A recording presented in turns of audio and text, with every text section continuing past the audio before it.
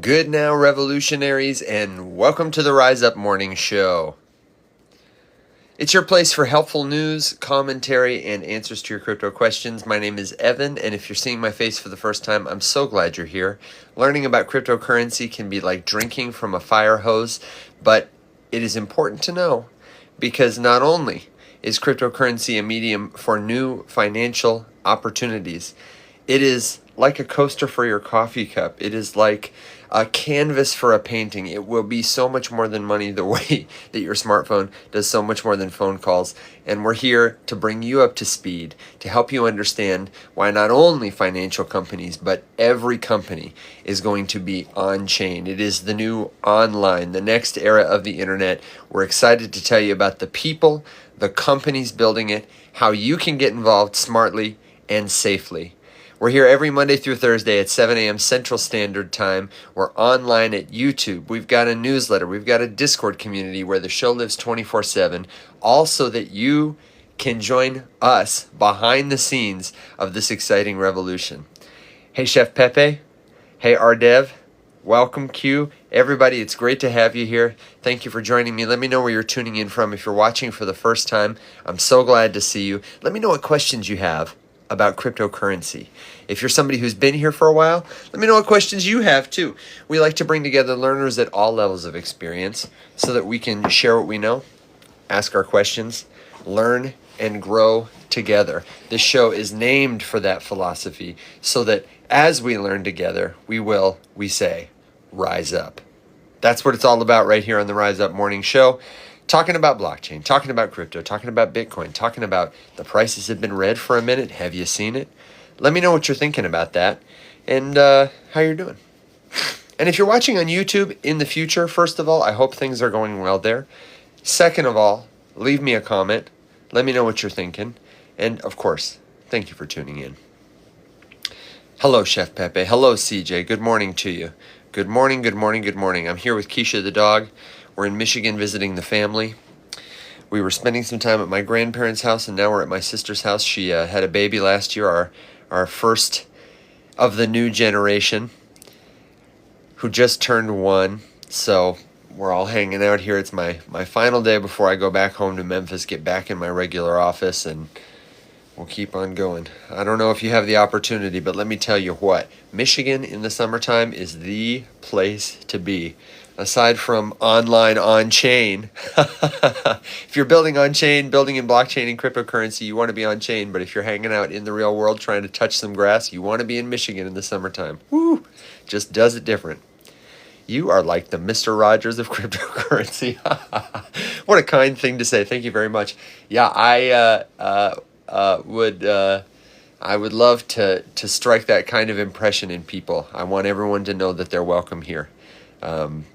Maybe if Mr. Rogers and Richard Simmons had a slightly calmer baby with David Lee Roth, that's about where I want to sit on the spectrum, you know. It's a party, and you're invited. Love Michigan, absolutely. Cute dog, thank you. This is Keisha, my sister's dog. Lucy the dog, my girl, she's sitting over there on the bed. She's like, do your show, it's too early for me. How you guys doing today? How's everybody feeling about the markets? Is anybody getting into anything exciting, using something cool, new, on-chain? Let us know. And also let me know, since we said it on the show yesterday, I want to say it again while we're taking care of commercials. We have just gained our first official sponsor on the Rise Up Morning Show. We're in talks with a couple of others, but the first one to the starting line is Banana Gun. What a great name. Banana Gun is a cryptocurrency trading bot on Telegram. It's like BonkBot or PhotonBot. You can use that text messaging interface right from your phone or computer to start a wallet, to set parameters, and very quickly, very cheaply trade any token whose contract address you can paste into the text box. So instead of having to open your MetaMask or open your Phantom wallet, open Radium or open DexScreen or connect your wallet, you just do it right there in Telegram. And they have given us a cash sponsorship, small cash sponsorship just to test it out, and have asked us to share our product with folks because they're about to move from the Ethereum network to Solana. They're on Solana now. You can sign up at the referral link in our Discord. You don't have to spend any money. It's totally free. It's a great way to start playing around with infrastructure in cryptocurrency, getting experience with digital assets and other kinds of tokenized information. Excuse me. And we're running a contest this week. If you jump in the Discord, which is the link in my bio and at theriseupmorningshow.com, and you take a referral link journey to sign up, it takes about 30 seconds. It's very quick. And then you post a little screenshot of it in our Discord. We're going to give one person this week who does that $50 so that you can start trading for zero cost.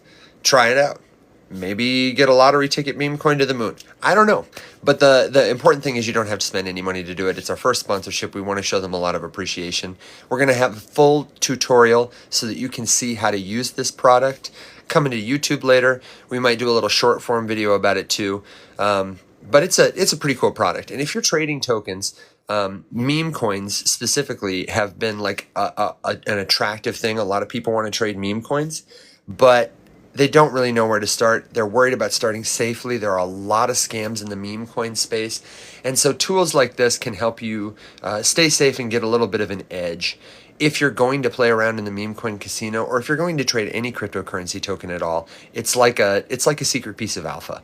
You do it faster, cheaper, better. And those are the kind of products that we love.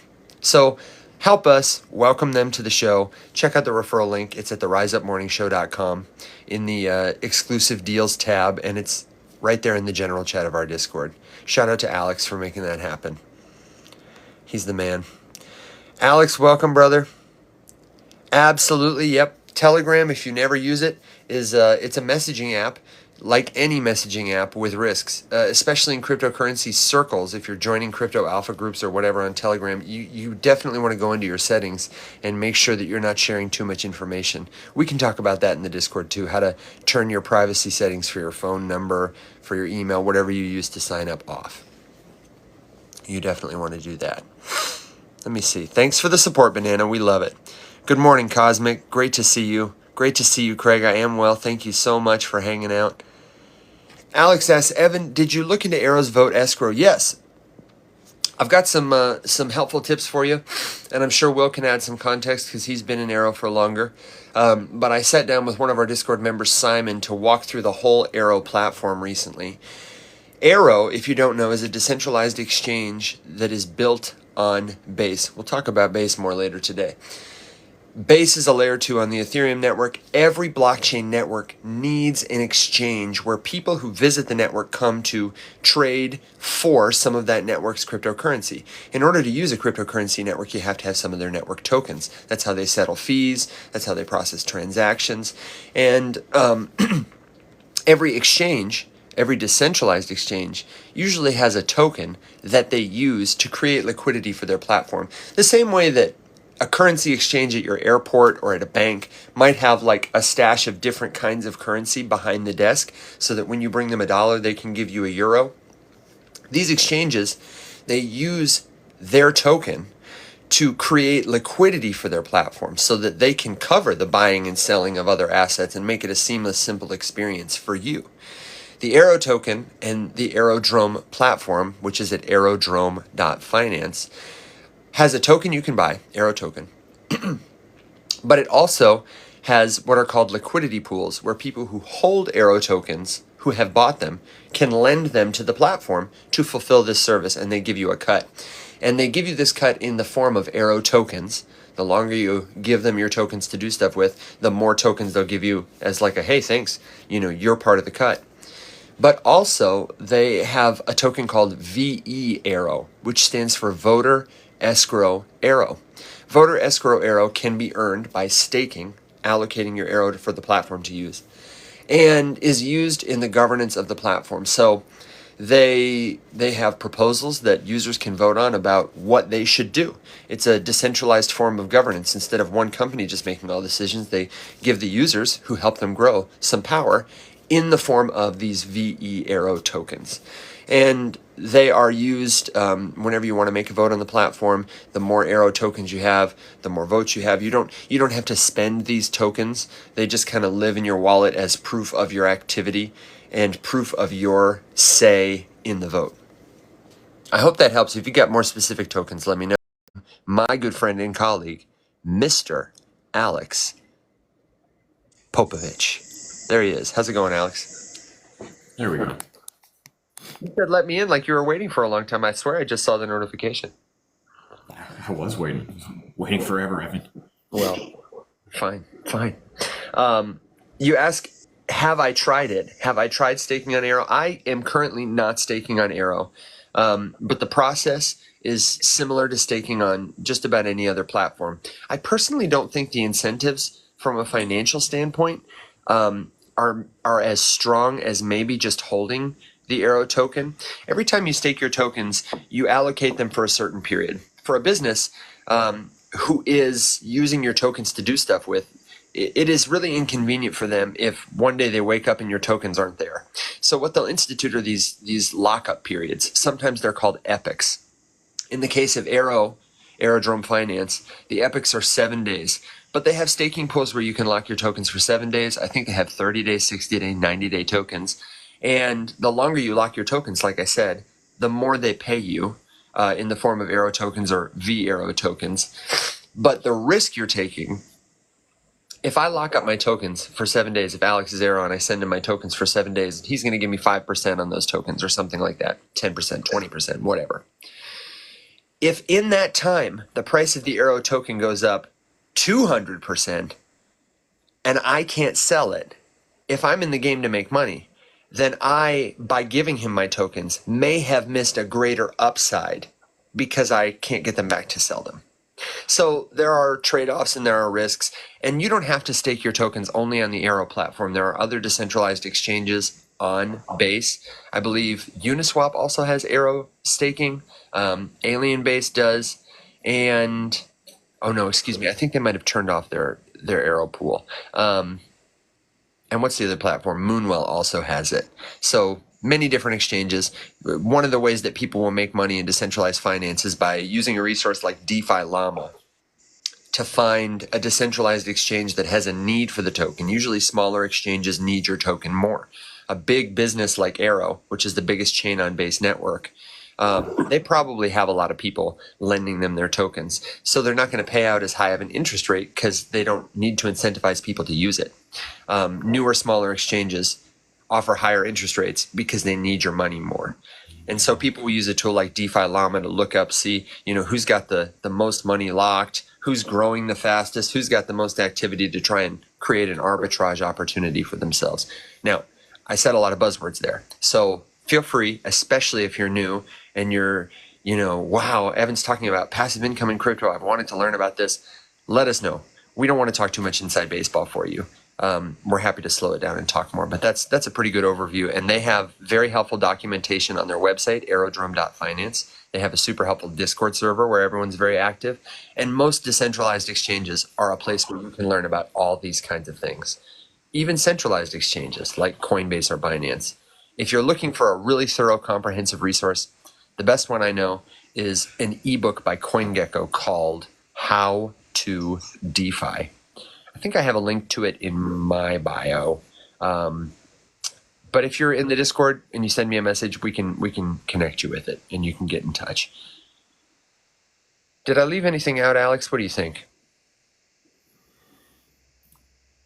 Seems comprehensive to me. Seems comprehensive. Hopefully, as thorough it was also concise. So let us know what other questions you have. What's on your mind today, man? What are you thinking about? Well, You got a chance to play with our sponsor's bot, yeah? Yes. Alex was in the meme coin casino, baby. Quite a bit, actually. What do you think? Overall, so I've used 2 now because I was using BonkBot exclusively. There's a lot of features in this thing that I haven't touched yet. Like I haven't made it do a limit buy or a limit sell or anything, because the the pieces of crap that I was trading with it don't need any of those. You got like, the 1 minute chart up, and then you're just like finger on the trigger, ready to go kind of thing. But the one thing that I noticed that was really nice is that the speed is quite something, and the price report on the bot interface compared to the deck screener chart is leading by about 6 seconds, Wow. which is Yeah. a lot.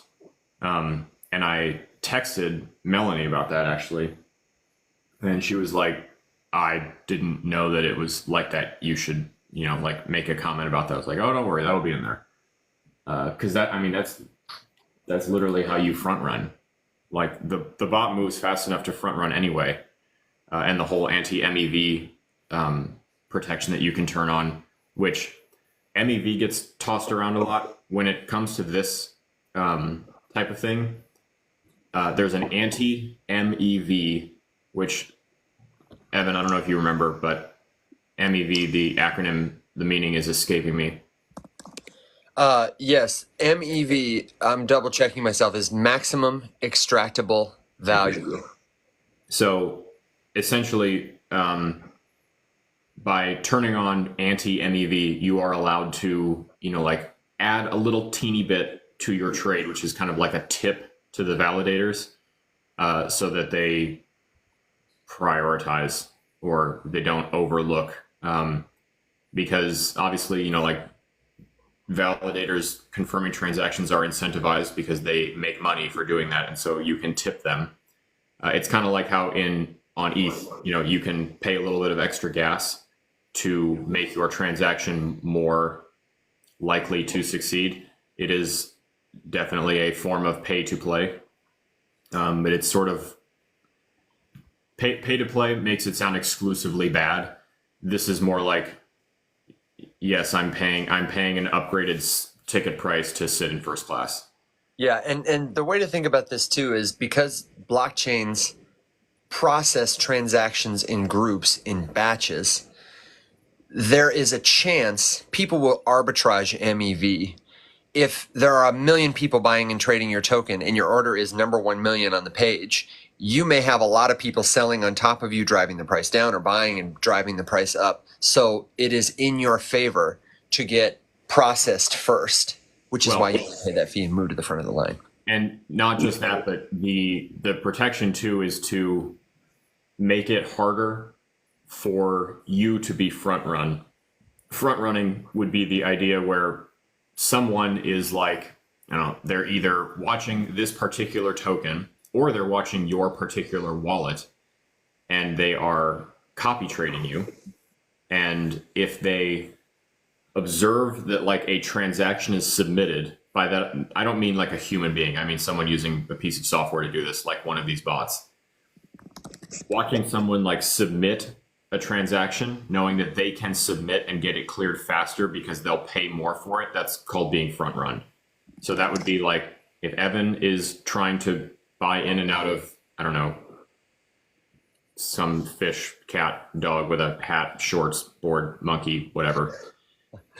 And I'm like, I don't know what I'm doing, but I know that Evan usually wins these trades, so I'm just going to start copying him. I've got a piece of software monitoring Evan's wallet. My software sees the request from Evan's side come in to like, hey, I'm trying to buy into this token right now at this price. And I'm going to be like, oh, I'm going to get in there and snake it from you. I'm going to front run Evan to get my transaction in and cleared before his, because I submitted it at nearly the same time, and I'm going to up my tip or my fee to the validators, and then I will clear first. I will get the better price. I will trigger, potentially a price movement on the token itself, which could cause Evan's transaction to fail because he was submitting it at a different level, and perhaps his slippage, which is the amount that you are allowing the price to fluctuate without canceling your transaction and still executing it. That's why you would do that. And Wes asked a great question about what are the differences maybe between like Banana Gun and Photon Bot. And so I'll just unpack that. I think that Photon Bot, first of all, is a web app or mobile app. Banana Gun, it lives in Telegram. So PhotonBot, like BananaBot, they're both very secure. They have, wallets that you can start multiple wallets.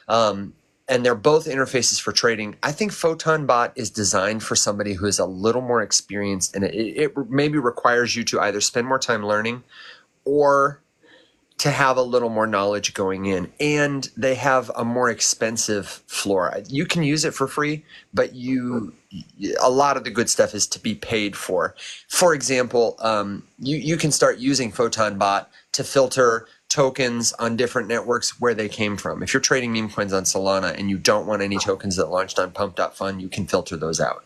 So in that regard, it can be a more robust tool. You can sort tokens by liquidity. I only want to trade tokens. I want you to show me tokens that have only a minimum of $50,000 of liquidity. Banana Gun really is an interface to execute trades quickly, securely. It's not so much a research platform. And they've built it like the tool that Alex was talking about yesterday at the end of the show.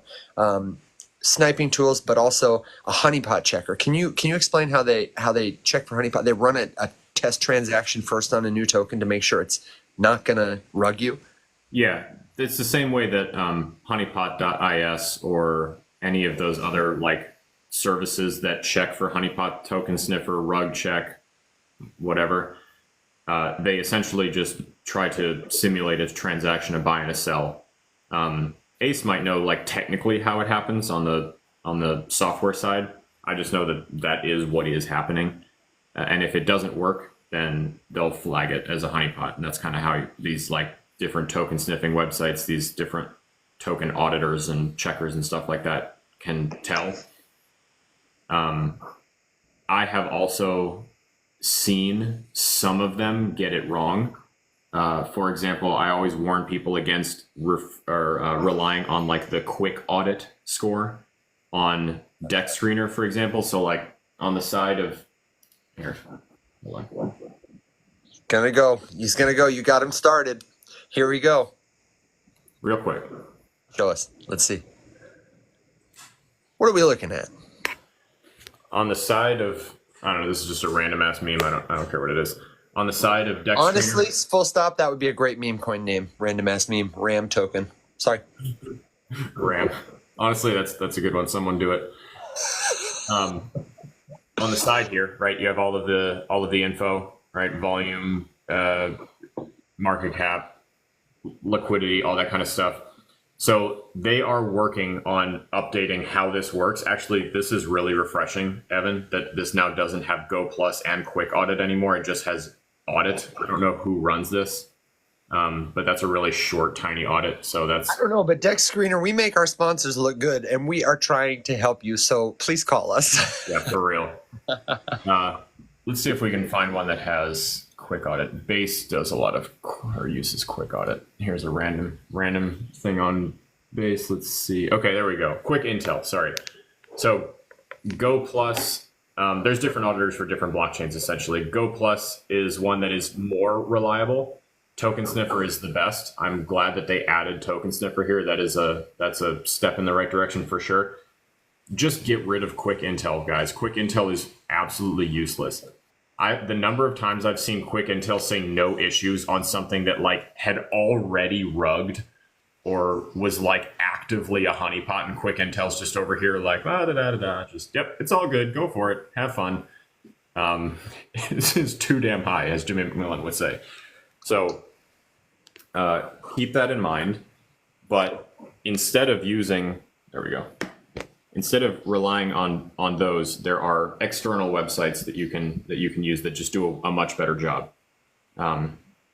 Honeypot.is, rugcheck.xyz, tokensniffer.com. Token Sniffer does not index Solana. You have to use Sol Sniffer, SOL sniffer.com for that one.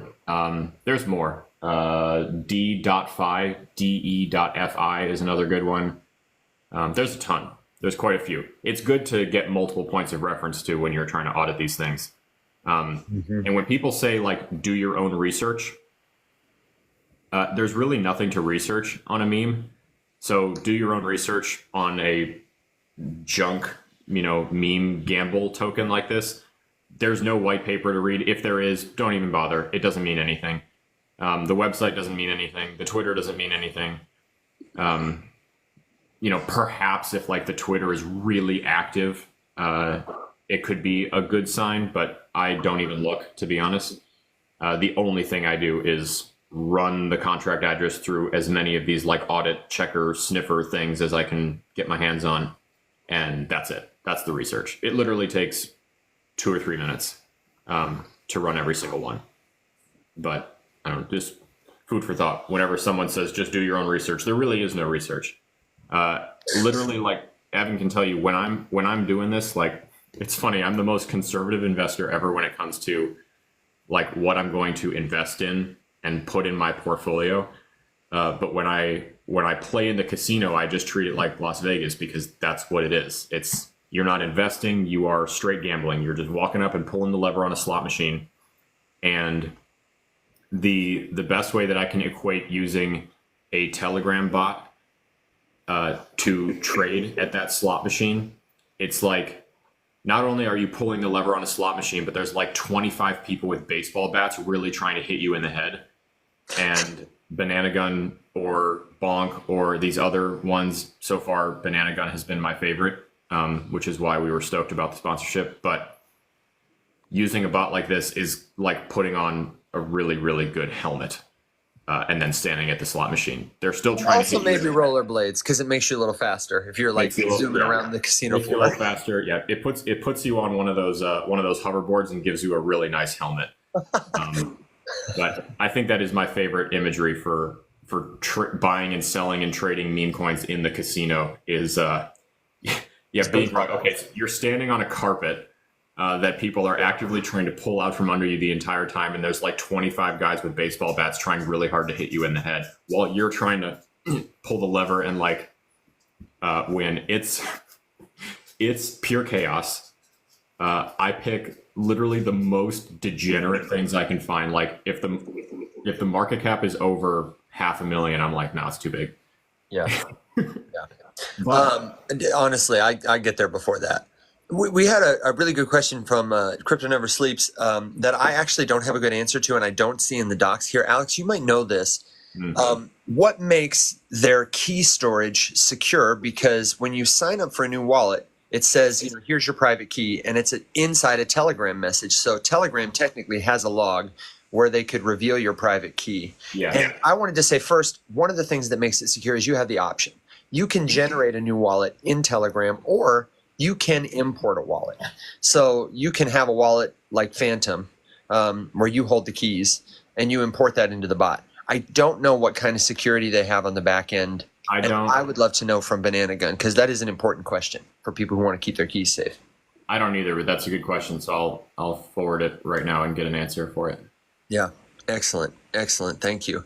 Tanis Pendragon, I see your question here about what's up with HBAR being the only crypto on the IIF.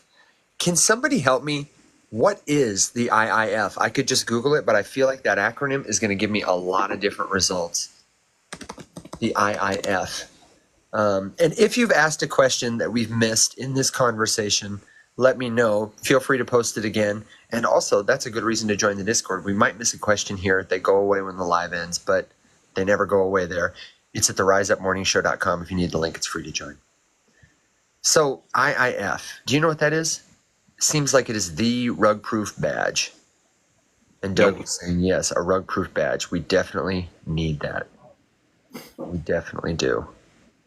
Sleeps asks the clarifying question, is the data being encrypted in transit? Yeah, we don't know. We'll find out. I just sent it, so as soon as I hear back, I will let you guys know. Yeah, IIF. Looks like Institute of International Finance is the first thing I come up with, which sounds like it would be the thing. Advocacy, research, and convening power on key topics of importance to its members. It sounds like a company that exists to make itself seem legitimate, like many of them do. Looks like it's on the World Economic Forum's website, Global Association of Financial Institutions, commercial banks, etc. So, I don't know. Just because you might expect XRP to have something like that, but we've been saying for a long time XRP, though it releases news about partnerships with banks, and many fans purport it will be the global exchange currency or global settlement currency, reserve currency.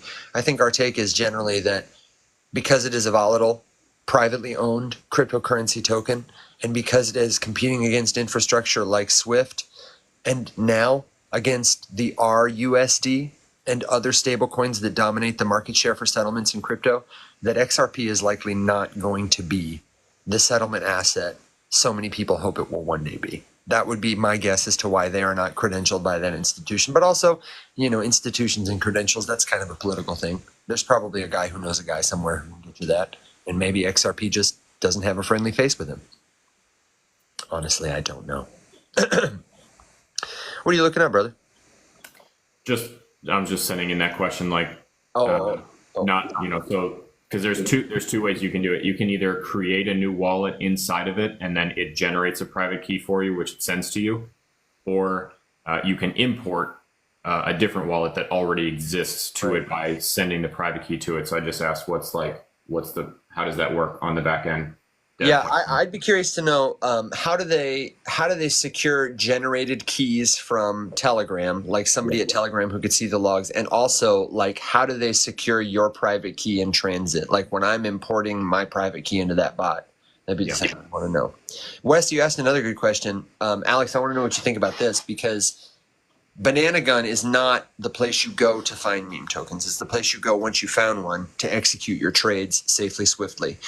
I'm thinking the combo is obviously Dex Screener. We love having Dex Screener to, find different tokens. But increasingly, I am liking Photon in place of Dex Screener because I think the filters are better. One of my gripes with Dex Screener is that you know how this is. If a token is trending or whatever, because somebody just dumped $100,000 into it, even if it's a rug pull, it's going to go to the top of their landing page. It's unhelpful and problematic. But Photon, you can, with the free version, set a bunch of filters. So if you're like me and Alex and you're like, wow, it's got a 500,000 market cap, it's too big for us, we're going to filter that out.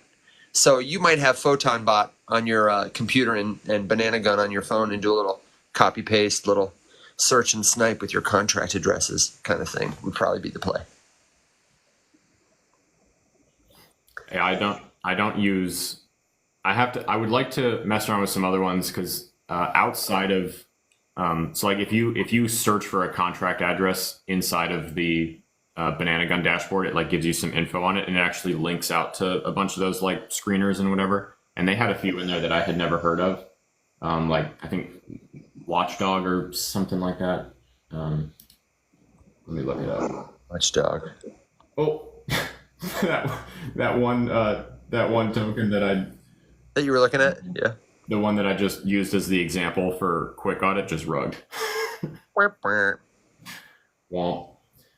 let's see here.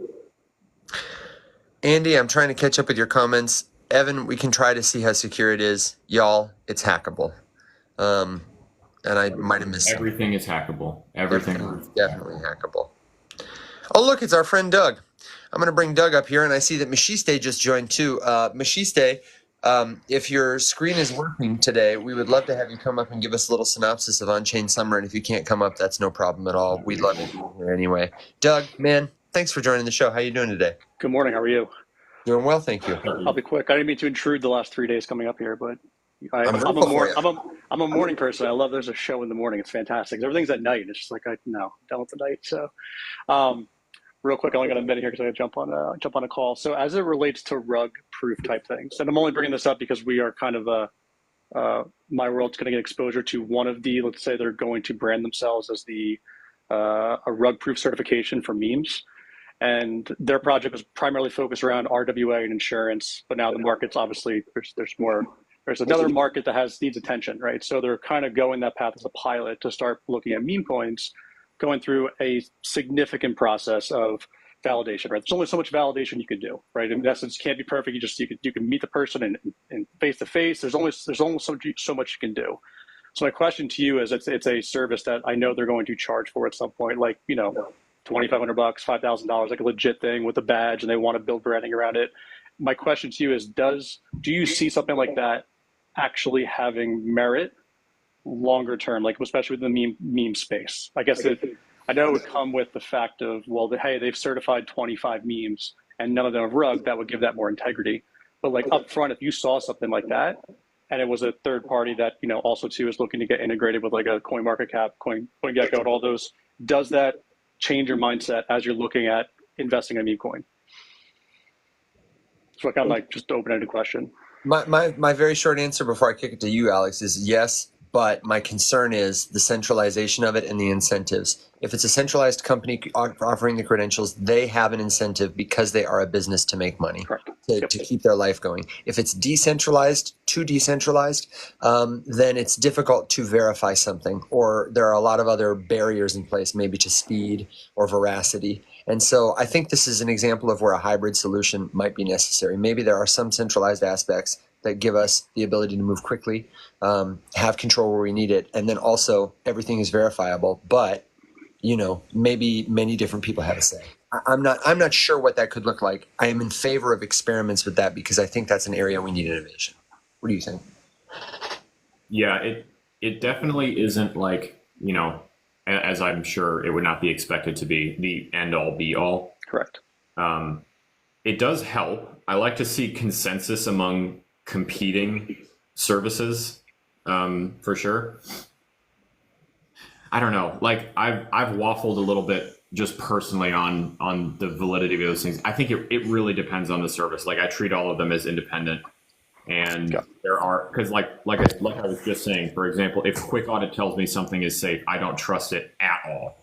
Like honestly, if Quick Audit tells me that there's something wrong with something, I don't trust that either. I just don't trust them to do a good job at anything. But Token Sniffer has been historically like categorically unbiased in its presentation of information. Like if you token sniff USDC, it's going to pop the red flags that like USDC uses a proxy contract, which is a good thing to know. Lots of very huge cryptocurrencies use proxy contracts, but it's important to like put that on your radar and see why. So I think those things will be brought into the equation as well. Like I know they are, and I'm sorry to interrupt you. I want to say one last thing and appreciate your feedback because I want to give them, and I can say their names. It's Quora, QORRA.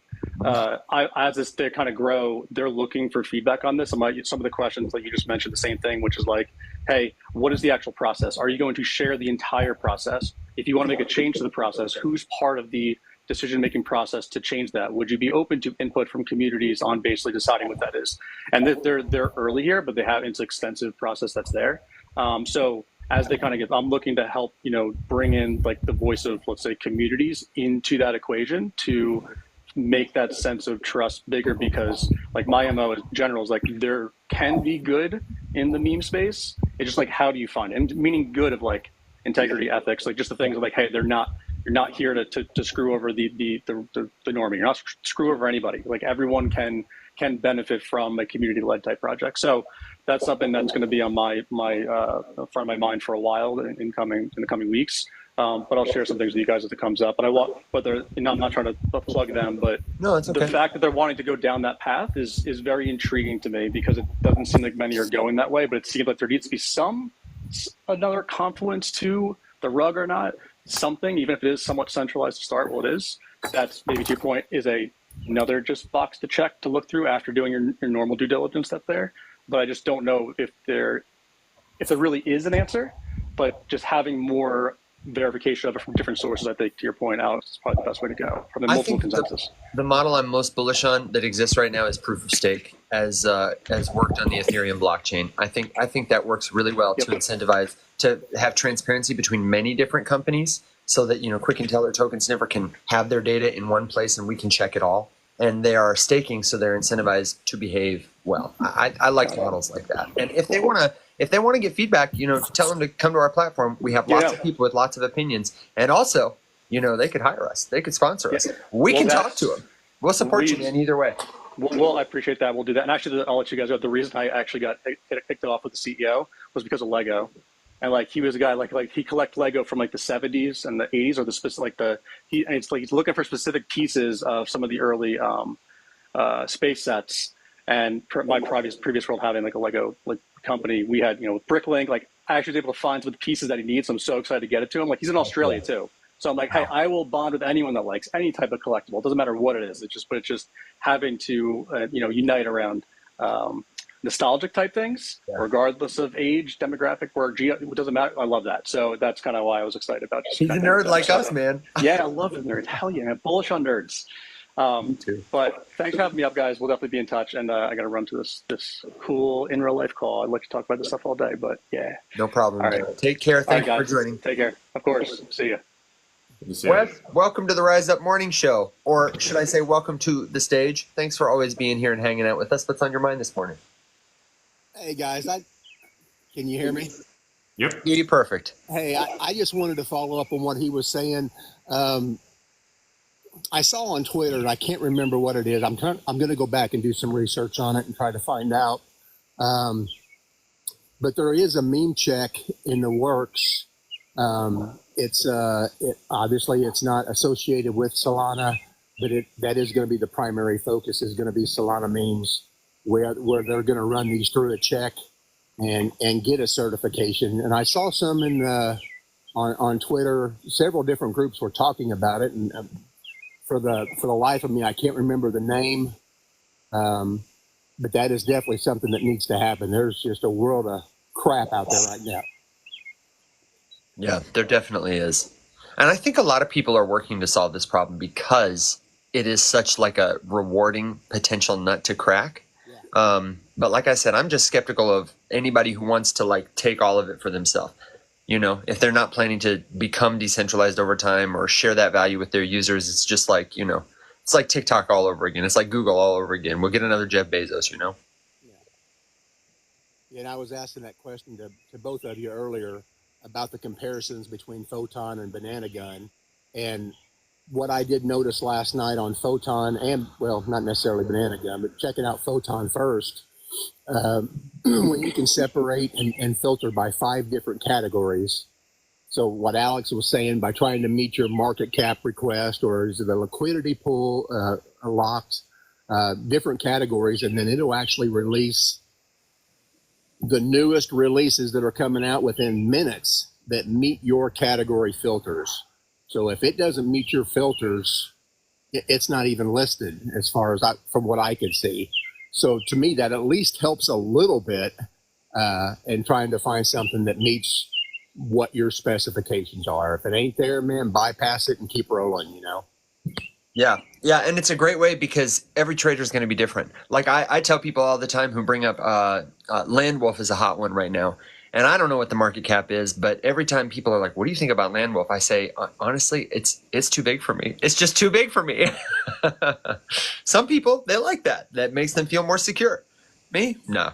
Give me, what did we say? RAM token, whatever that was, ruggable, whatever. I've already forgotten it. It's already rugged. You know what I mean? But hopefully I made a 3X and got out really quick. And if not, at least I had fun with my friends in the meme coin casino. It's falling daggers and Ponzi pyramid. Hoverboards and helmets, baby. Wes, do you have any other thoughts? At this moment, you're welcome to certainly hang out for a second, but I was thinking I might welcome Mishiste. Well, one quick follow-up. When you guys are doing research, not necessarily utility research, but meme research, and let's say you are on the bot, Banana Bot, Photon, whatever floats your boat. What I always find is listening to you guys earlier and you do your own research. By the time I pull up Token Sniffer, Soul Sniffer, Deck Screener, and find one that I like, by the time I hop back over and get ready to make that transaction, I've already missed out on maybe a 2 or a 3 or a 4, even a 5X pump. Do you find that in your own environment when you're doing that little bit of research takes you away from getting in on the $20,000 market cap or the 25s? I've just found that as a hurdle for me. Yes. The short answer is yes. And I have a couple ways that I mitigate it personally.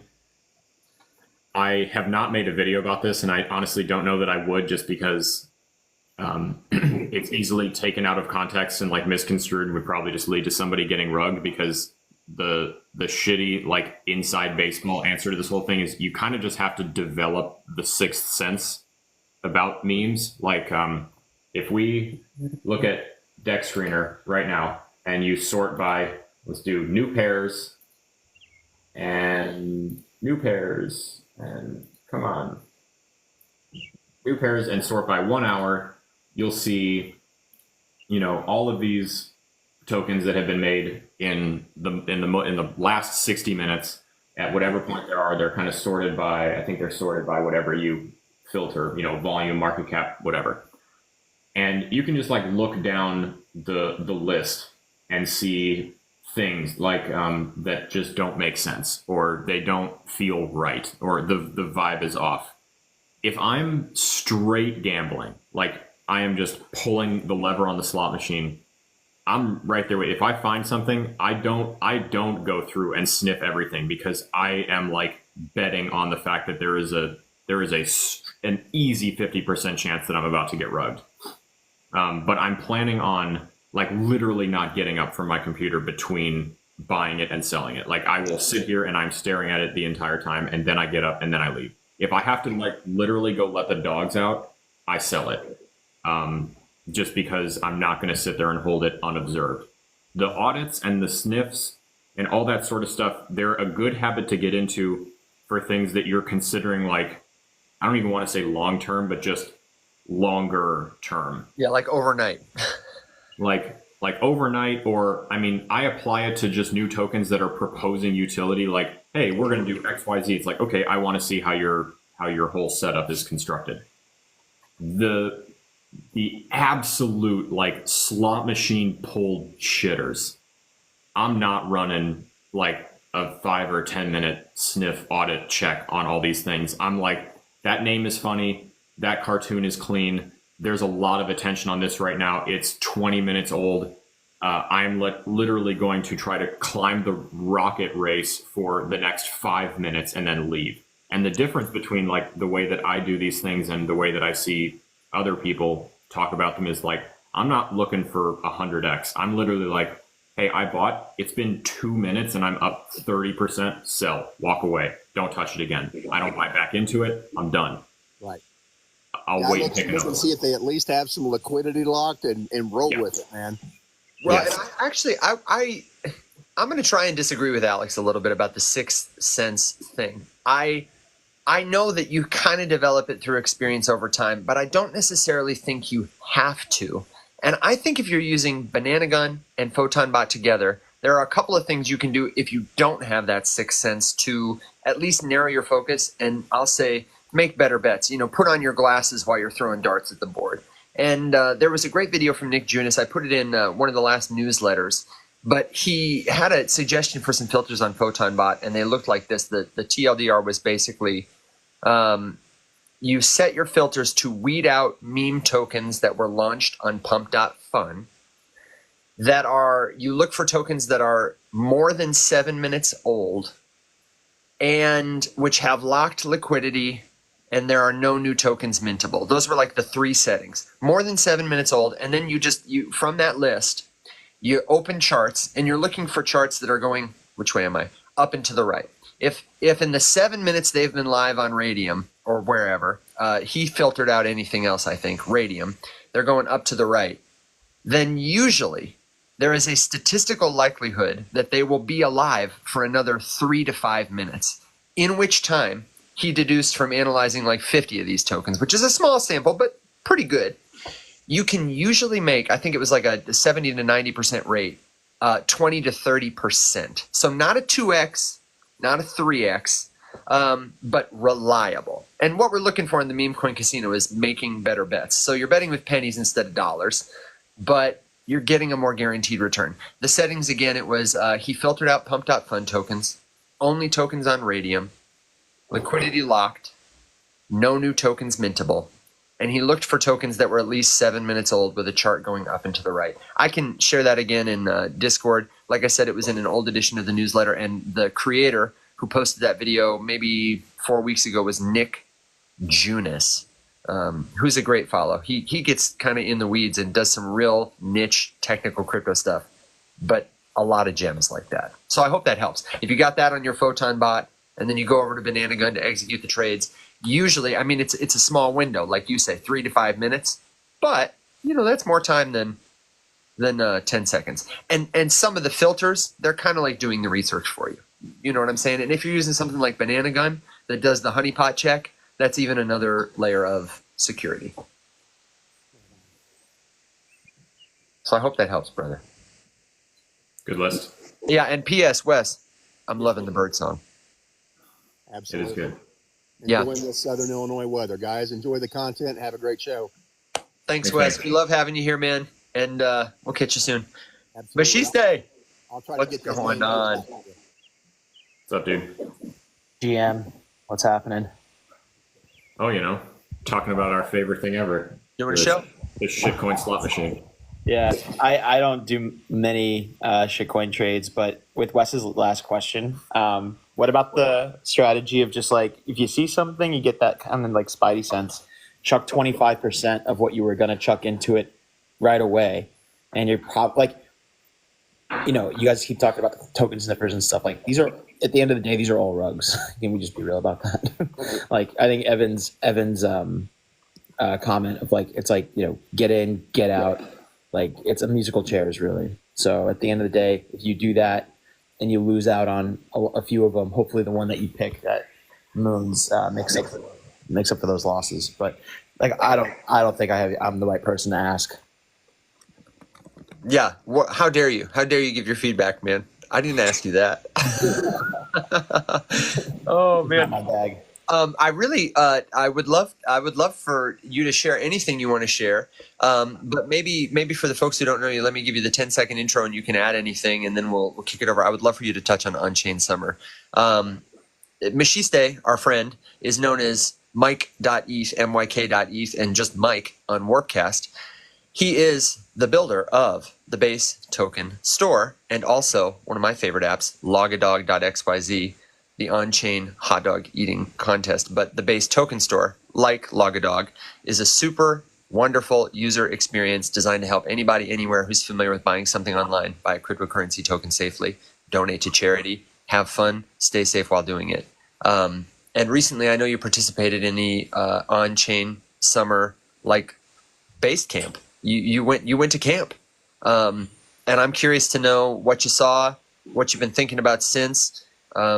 If you've just been burned out, I feel like you've been really busy lately, so I hope you're doing well.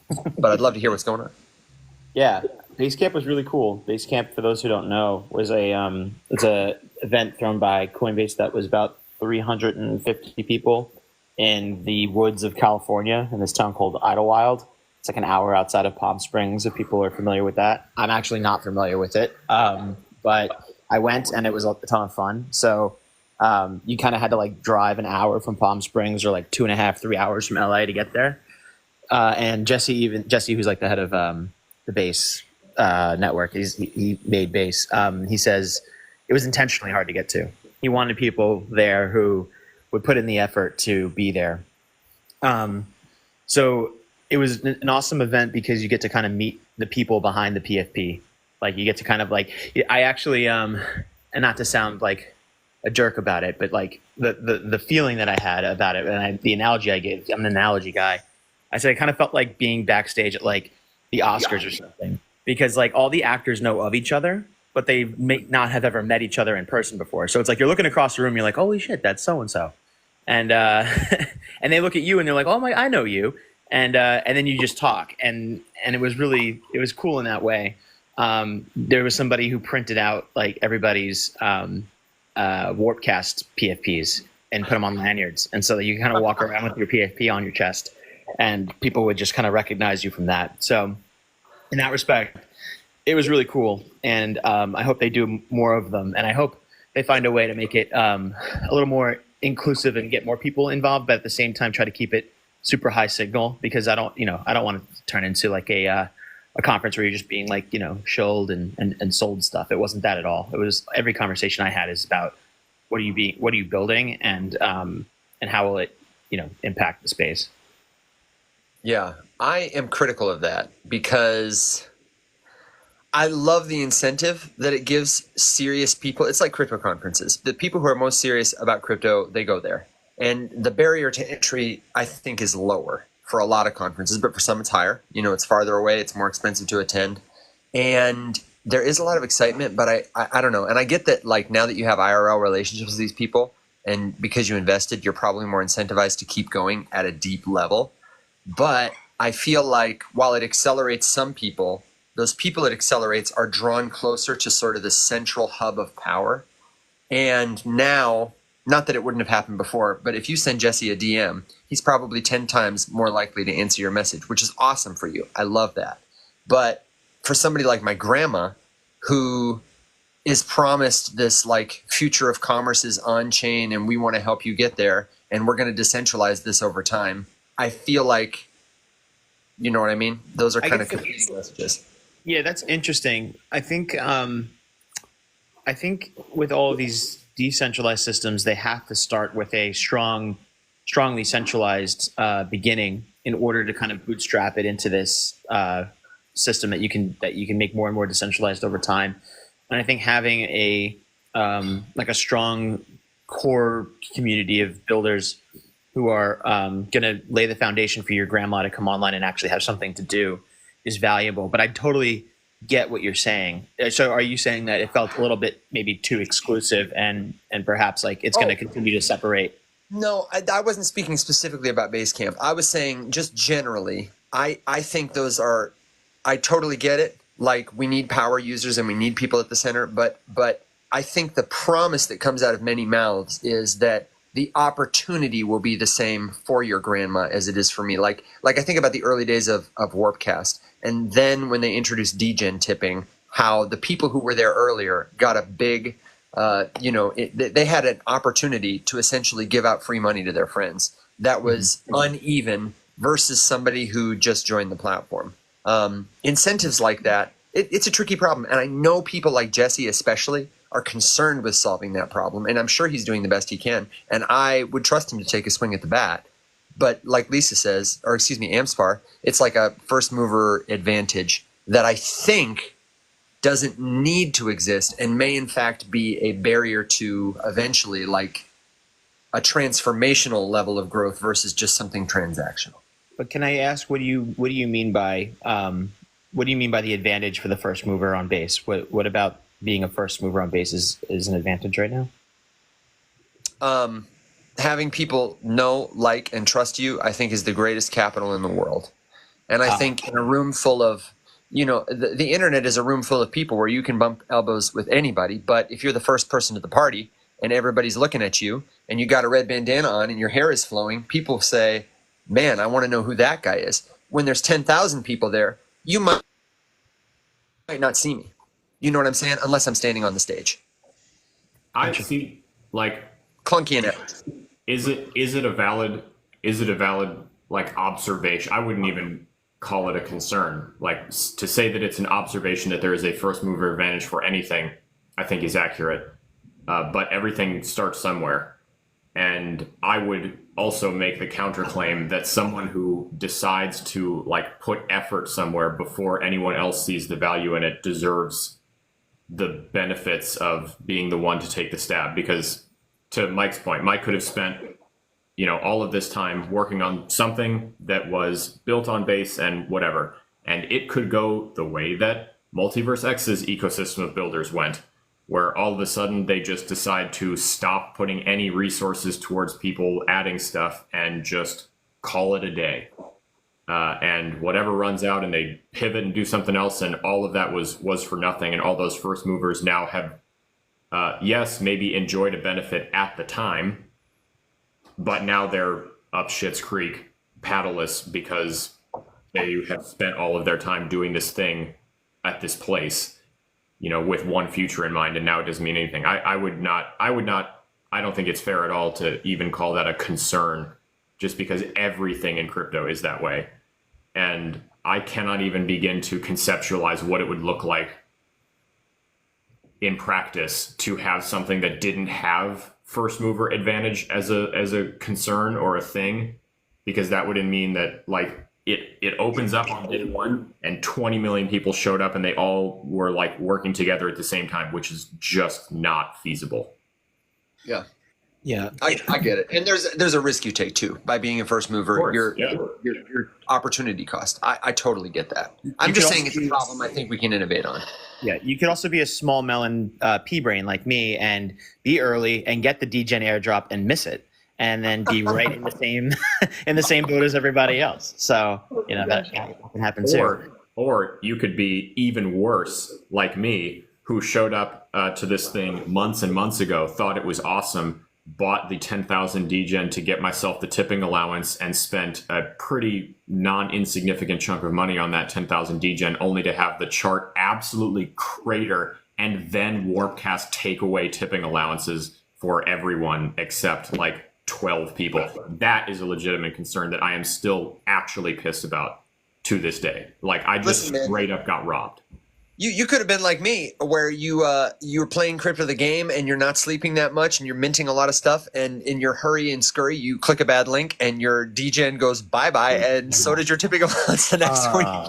You know what I mean? Do you know what I mean? Like, I work here, man, and it still happens. So it happens to all of us. Oh, bro. It's tough. No. It was, I mean, it was not a big deal. It was a good experience that I hope parlays into rich benefits of learning for other people who don't have to make the same mistake I did. Yeah. No big deal.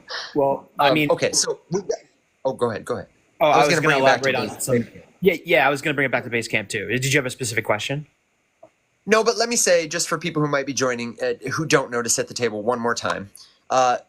Base, the layer 2 on Ethereum, is having an on-chain summer initiative to bring more builders, more talkers, and also more users on-chain safely, swiftly, smartly, all that stuff. Mashiste was at Basecamp, and he's going to tell us the TLDR.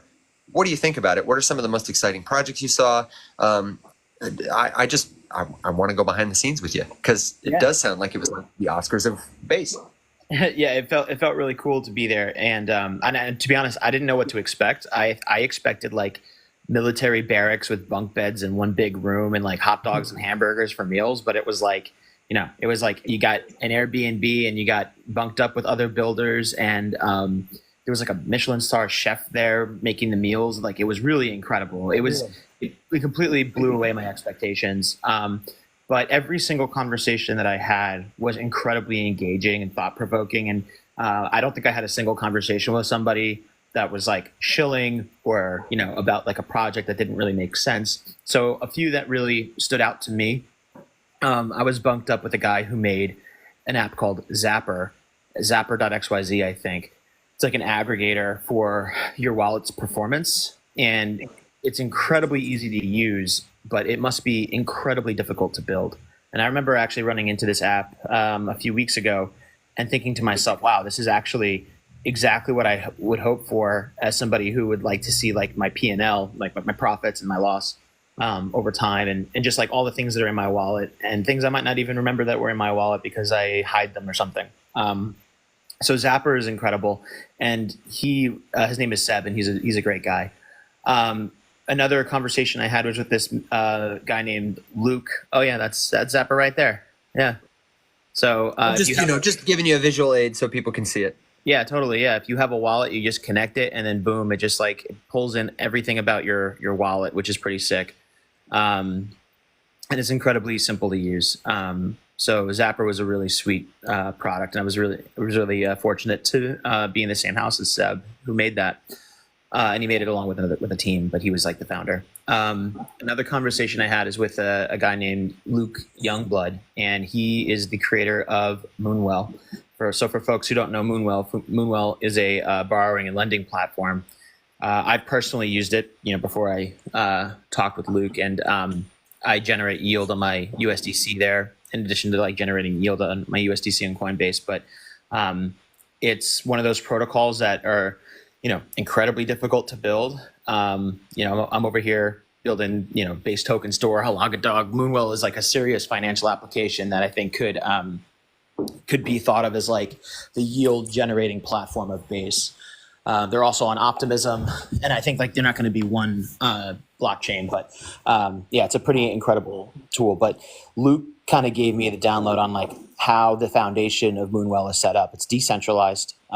There's a governance platform about how the platform works, and how those governance tokens are distributed is pretty novel. And the way he was describing that to me, it made me it made me smarter, because I walk into these things and I feel like I learned something from everyone that I talked to. So yeah, the Moonwell was a good one. I'll pause there. I have a bunch more, but is this the kind of content you're hoping for, I guess is the question. This is the kind of content, since you don't have the camera and can't take your shirt off or anything like that, eat a hot dog and 2 bites on screen, I'll take it. It's definitely the kind of content I'm hoping for, but I would defer to Alex because I'm sure he's got a good follow-up question. I don't know. I thoroughly enjoy conventions and conferences for anything and everything. I've only been to like 1 or 2 that I felt, weren't worthwhile. And I think if you're there, objectively, it's like exclusively a valuable experience.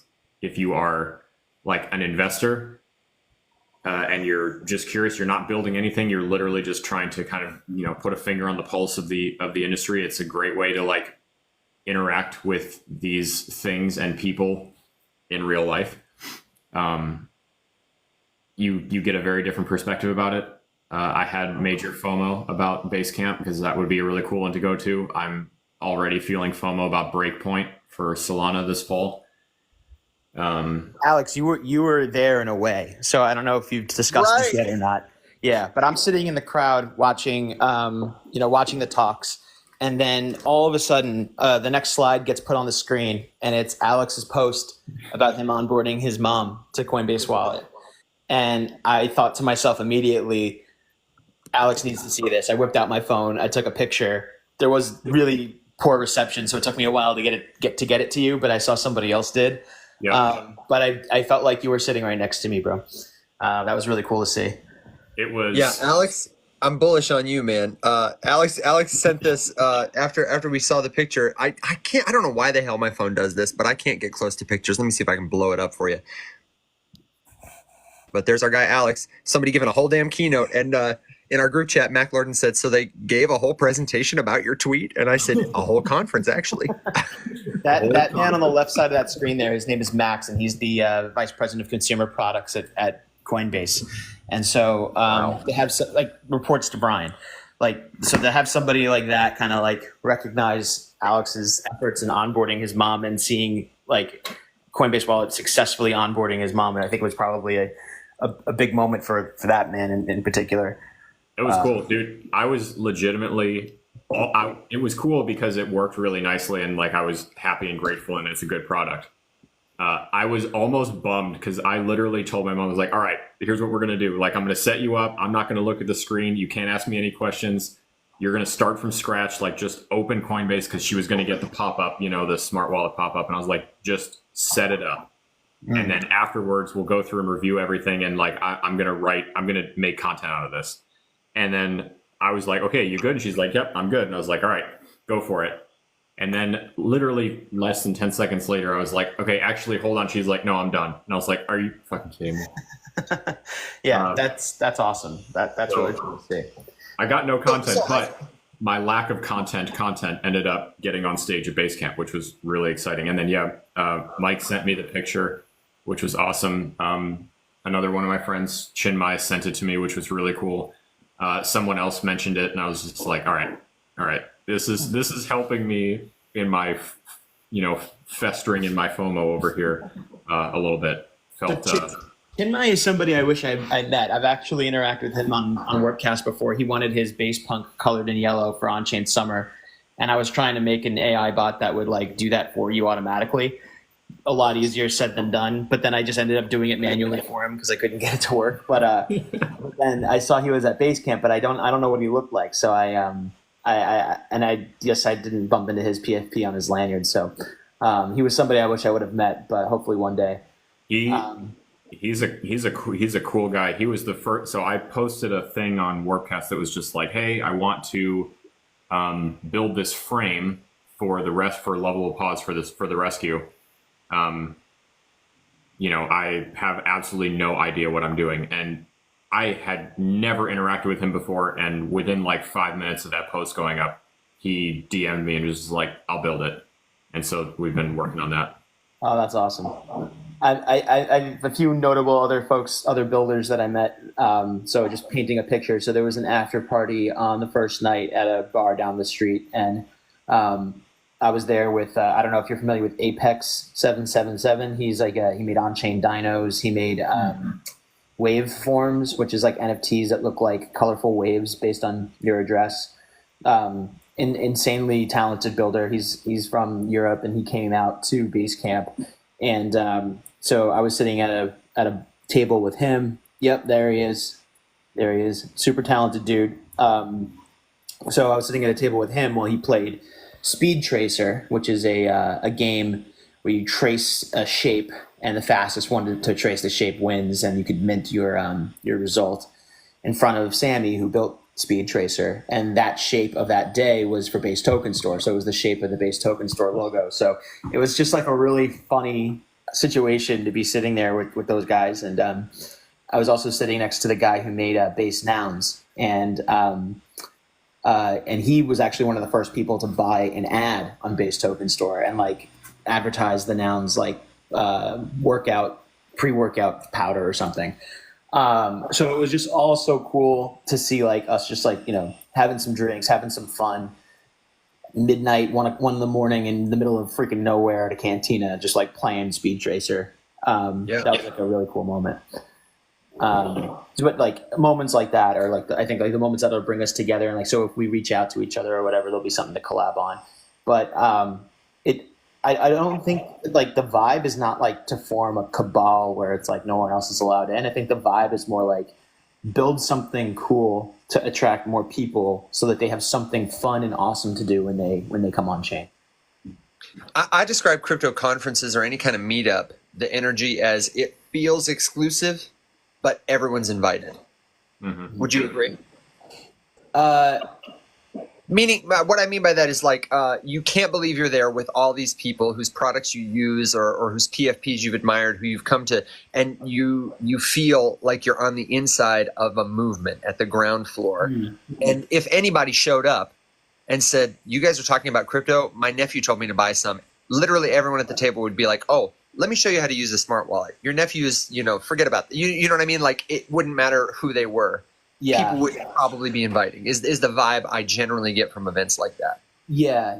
And I've only been to a handful of other crypto events. And I have to say, like my first few, and if anybody like, who's watching this is going to go to their first one and try to expect to have like the same kind of react or experience that I'm describing, my first few didn't feel like this at all. Like I went to that's a high signal the noise of it. Yeah. But I mean, but I think it is also just the sense that like, I think maybe it doesn't matter which one you go to. The first couple that you go to, you might feel like a bit of like an outcast, or you might feel like a bit like an imposter in some ways, and grinding through that and then getting to the other side where you feel more comfortable and you go out and talk to more people. I guess I'm naturally introverted, so I guess it might come a little bit slower to me, but I went to Consensus in 2023 in Austin, Texas. I had a lot of fun, but at the same time, I didn't really felt like I had a group of people that I felt comfortable enough to kind of like chill with. I was kind of bouncing around, and when people ask what I'm building, like I'm just a solo builder dude kind of out here just throwing stuff at the wall and trying to get something to stick. So, it's not as impressive as someone being like, oh, I work on Avalanche, or, oh, I work on, MetaMask or something. It's like, well, that's crazy. I use both of those things all the time, So, anyway, I think it's just a little bit of a grinding and a little bit of a grit that you might want on your first few conferences. And not all conferences are created equally, obviously, but I think it's important every now and then to get out from behind the keyboard and meet the people behind the PFPs. So I want to direct the conversation to I know there are people who have a lot of questions. And I'm not trying to kick you out, but I get the sense that I want to be respectful of your time too. So I'm going to give you a choice. I want you to talk about either. And Alex, you tell me what you think too. like the state of the network and where it's going. If you've got any inside secret alpha, what's coming down the pipeline. Also in that vein, you could talk about your key takeaways, like from the conference, and specifically that's what I want you to come to is whether you're a builder or you're just, an everyday person who wants to learn more about cryptocurrency like us and get involved at what's happening on Chain Summer on Base. What would your suggestions be? Maybe you can tackle all three of those things. So the first question was like the alpha, and then the second was like where it's going, and then what was the third one? How to get involved. Oh, okay. State of the network, where it's going, how to get involved. Yeah. What did Jesse say? Surely he gave you some tidbits, something juicy. I have alpha that I can drop next week, if that's okay. Okay. Next week. That's fair. That's cool. Yeah. We like that. That keeps people coming back. All right. I'll have alpha. I'll drop next week. So the state of it right now, I think it's probable. It's undeniably the fastest growing L2. There's charts that prove that. So the network's only a year old, and it's already gotten a bunch of TVL and volume that other networks probably wish that they had. So having Coinbase behind it, I think, is a big part of that. And so that's kind of like where it is today. It's like it's like the fastest growing L2. In terms of where it's going, Bayardo, who's like the distinguished engineer on the team, gave a speech, and it's on YouTube. But essentially, he put up some graphs that show that they want to get to 1 gigagas per second, which is like a new metric that they made up, which is essentially like the broadband moment for blockchain. So it's to say the throughput for the blockchain is going to support, billions of people using the blockchain all at once, like how they use the internet. So if you think about like where the internet was pre-broadband, that's where Base wants to go for blockchain. So we have to basically make these pipes super big to fit all this data through at once. And so that's what they're working on scaling. And I'd say that that in conjunction with being part of the super chain, and if you're not familiar with that, that's a whole other subject, but essentially being built on optimism and being on the super chain essentially means like Ethereum is going to scale because there are several L2s that are interoperable with each other, Base being one of them. Vitalik came and gave a talk and said like that's something people should be working on. It was validating for Base because they are working on that. So that's kind of like where it's going: thicker pipes, more throughput, and being interoperable with other L2s, all while still settling on Ethereum. So that's like the vision. That's where it's going. How to get involved? I would say like if for the 112 people that are here, like this is a great start. Like just being involved in sort of like the audience or coming up and asking questions or chatting and asking questions. Whether it's here on X, on Warpcast. Warpcast is a super like filtered version of crypto Twitter where you have a lot of people who are serious about building. So just make a profile and go there. And then I've started to do some streams because Alex told me I should. And so I'll stream every now and then of me building something. So if you're interested in developing, I'll put up a stream, like usually like weekends, like Sunday nights or something. But sometimes I'll do like a weekday night stream. But and I'm on Eastern time, by the way. But like if you want to learn about that, you can do that. Or if you're just a creative and you want to make art, you can make art. If you want to build community, if you're a community person, you can build community. You can build anything you want, and you can get weekly funding for that on Warpcast in the Base Builds channel. So you can actually get paid this week to do something interesting, and it doesn't have to be finished, and it doesn't have to be a huge big thing. It could be literally anything. So there's no excuse. Excellent, man. Amen. Excellent. Yeah. Amen, brother. Man, thank you so much for making time to unpack that for us. I am so excited to hear the alpha next week. Where you give us your handles. You said warpcast.com. We've got referral links in our bios at theriseupmorningshow.com. But when they get there, give us what your handles are one more time. I don't want to misspeak, and I've navigated away from Warpcast. Yeah, sure. My Warpcast handle is just Mike, M-Y-K. So I have a 3-letter ENS for my name, Mike, but Mike is 4 letters, so I got creative, M-Y-K. So that's me on Warpcast. And then on X, it's Mike Crypto Dev, so M-Y-K Crypto DEV. So you can follow me there. Excellent. Thank you, my friend. And do you have an ask or a request? Will you give us how we can support you as the Base Token Store, the best tool to use right now to make you feel loved? Yeah, I don't I don't make any money off of it. I just, I don't take any fee or anything like that. So, and if you're interested in like playing around with buying tokens, I think Base Token Store is the easiest way to do that, especially if you don't have a wallet yet.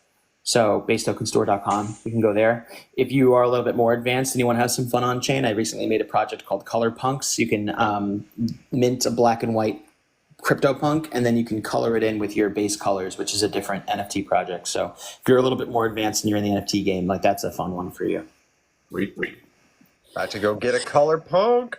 How Yeah. fun, man! Thank you for joining us and hanging out. You're always welcome here. You can hang out on the stage if you want to answer some questions with us, but don't feel like you gotta. We'll be here either way. Yeah, I'll just hang out on mute for a little bit, and then I'd probably have to jump and do some work. So I'll mute, and then if there's something comes up, great. If not, I'll pop down. Awesome. Thanks, brother.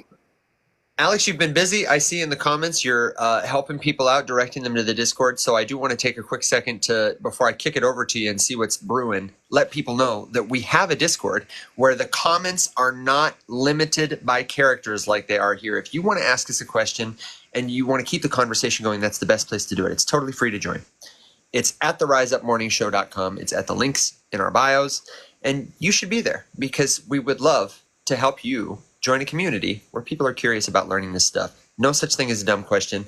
Drop your questions below. And on the note of us and our bios and our communities, these are our only profiles. We have a lot of imitators, a lot of fakes that will reach out to you and try to sell you something. They'll ask how your investments are going. Those are not us. Those are scams. Please, please, please do not respond to them. Follow us here and then jump in the Discord because that's another good place to share if somebody approaches you and you're curious. Hey, is this you, Evan? We're never going to get mad for you asking a question like that. We want to keep everybody safe. So thank you. Thank you for helping us. What you got, Alex? What are we talking about in the comments here? Well, I was just actually thinking that this is quite an accomplishment. We've made it 90 minutes in, and we have not yet talked about really any news, current events, market situation, or whatever. So I thought we could at least do a little overview about maybe why we're up right now, and just see if either of us is considering any adjustments or anything. So Will posted about it this morning. If you have not seen, the Bank of Japan has decided not to continue messing with rates, and the market has responded positively to this whiffling and waffling from the Bank of Japan. I don't know.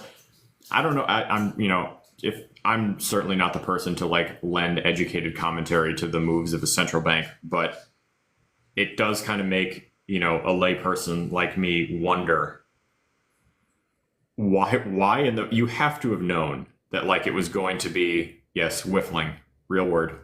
Don't look it up.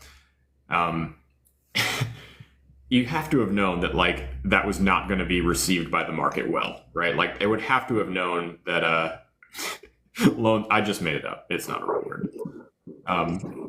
Well, that means it's a word now. It's a word now. I don't know. So I just like this doesn't surprise me because obviously there was chaos and pandemonium. But it wasn't like really that terrible. Like a lot of stuff flash crashed, and it was like down for a little minute there, but like it was already on the mend. And like, sure, if they did it again, it probably would have re-crashed. But I don't know, man. Like the whole thing is weird. It does seem odd, like that, as if maybe that person with their finger on the button woke up and was like, no, guys, we don't have to. I could take it back. Like that was the vibe I got from the coverage of it. Yeah, it makes me feel weird to know that like this is one of those moments where, and this is just conjecture. So like, bear with me here. This is just market speculation. It means nothing. It's my opinion, the opinion of a guy on a little box on the internet. But every now and then something happens where you are reminded that the people who work at these like ultra high level, ultra guarded and exclusive like government agencies or, central power authorities are literally just human beings that make dumbass mistakes. And it's possible that someone was just like, shit, what do we do? It's like, unplug it and plug it back in. Take it back. Control Z. And that just, for some, I don't know why, like maybe it's just kind of the, my slightly morbid sense of humor, the fact that like we're all just at the whims of like, a few people who are like hyper powerful and connected, and we're just sort of here.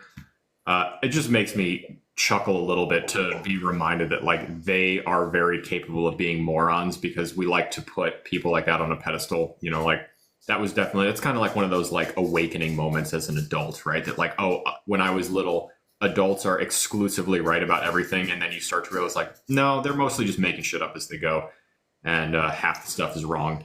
So that's the vibe I got from this thing. But the market responded very positively, and Bitcoin is back just barely, squeaked above 57,000. And a lot of altcoins are at least, recovered a tiny little bit. Not really any huge moves. Although I'm looking at Solana sitting at 152, and I feel pretty good about, grabbing a couple of them at 112. Yeah, to clarify, Alex and I have mostly been in the whole time, right? We have bought the dip. And Alex had some good arbitrage. I haven't really arbitraged anything. I've just added to some of my positions. I added Jupiter, I added Sol, and I got some ETH and some more Bitcoin. It's like we've been saying on the show for months and months and months now. Like the new strategy that I have employed that has just worked. And granted, I will be the first to admit that I have walked away with significantly less than like the people who get lucky and flex the big lucky wallets. But if stuff is super green and like we have a very positive, upflow day, I'm like, I should sell some stuff. And I go through and just like, okay, I got a lot of that, a lot of that, a lot of that. Do I like all of it? Of course I do. But I'm going to sell some stuff because everything is in the green. And then everything craters, and I'm like, okay, do I want anything? And then, okay, well, this has been working out really well for me. This will probably, rebound. Solana was an easy pick because I've just seen it, and it's been doing well. So I'm like, yeah, I'll take the risk on that, add a little bit. I'm not like betting the farm on this because, when I did that, I expected it to go down below 100. That's kind of where I thought we were going if it went down that precipitously. And who knows? Is the crash over? Is it going to go back down again? Might go lower. Yeah, maybe. Evan and I don't know. I have no idea. And I like hearing everybody's opinions on it because it helps me inform. What am I going to do? Yeah, exactly. And I mean, that's kind of the point that I've been making in the Discord the last couple of days, is people are sort of trying to exactly that, get a feel like, okay, well, what's everyone else doing? What are we thinking? Which is the best part about the Discord. Like, before you pull the trigger on something, just like toss the idea out there and get some feedback on it, because no one's going to give you shit. If they do, I'll get them. Yeah. But it's like I was saying, right now I am in a mental period where I'm just like, I have no earthly idea where it's going to go. Like sometimes I feel like I have at least, an idea leaning one way or the other. I do not personally mess with leverage because I am not a good trader. So I don't. I would consider it. And I bet, Alex, maybe you would too. If, for example, if the price of the thing about leverage is timing. If the price of Sol went back to $10, I would maybe consider opening like a long trade that in, 2025, it was going to be above $10. You know what I mean? Like something that I had a lot of conviction, or I don't know, a leverage trade that 10 years from now, Bitcoin will be worth more. Yeah. Like I see the allure to gambling like that. I am not a good trader, so I don't try. No. I exclusively interact with crypto in two ways. One is like watching the 1 minute chart, Telegram bot trading the sketchiest memes you can find, just because I like pulling the slot machine lever sometimes. And then on the other hand, it's literally just multi-year outlook on positions and 2 or 3 things that I just have conviction in, but I don't really mess with anything else. I don't really like the overwhelming majority of crypto. Like 99% of it, I'm not a fan of. I don't care for it. I think it's all a Ponzi, but there's some pretty good stuff. I owe people a video today about Bitcoin because I made a bit of video yesterday about like determining revenue. And I didn't add the nuance about Bitcoin, and nuance is important, but I was trying not to make the video 20 minutes long. But yeah, so right now, just to wrap up, I guess, I am trying to split myself evenly. So I have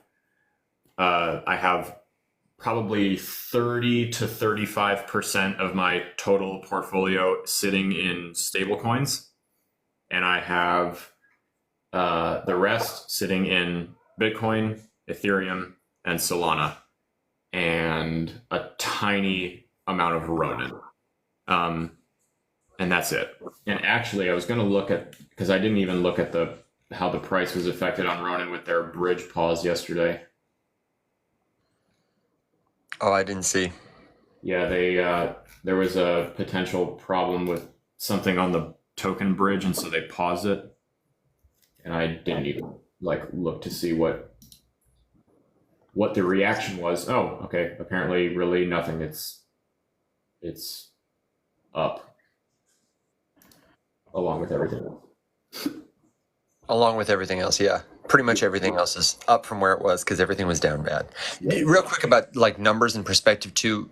Just the stat I heard is that everything else went down a little. Crypto went down a lot. And nobody has a good reason to tell you why it is that the people who were moving money had money so much in crypto. My personal speculation is that if somebody's trying to arbitrage like an interest rate, because crypto moves more, you said it, Alex, about meme coins, where else can you get 30% on a trade in 10 minutes? Nowhere but crypto. So if somebody is playing with leverage and they want to play max leverage, this is the casino they come to. Yeah, very much. Yeah, it's sketchy, and I'm not in a position where I'm I want to gamble that much. When I sit here and say I am bot trading sketchy memes, I'm making $20 bets, and if I double it, cool, great, but that's it.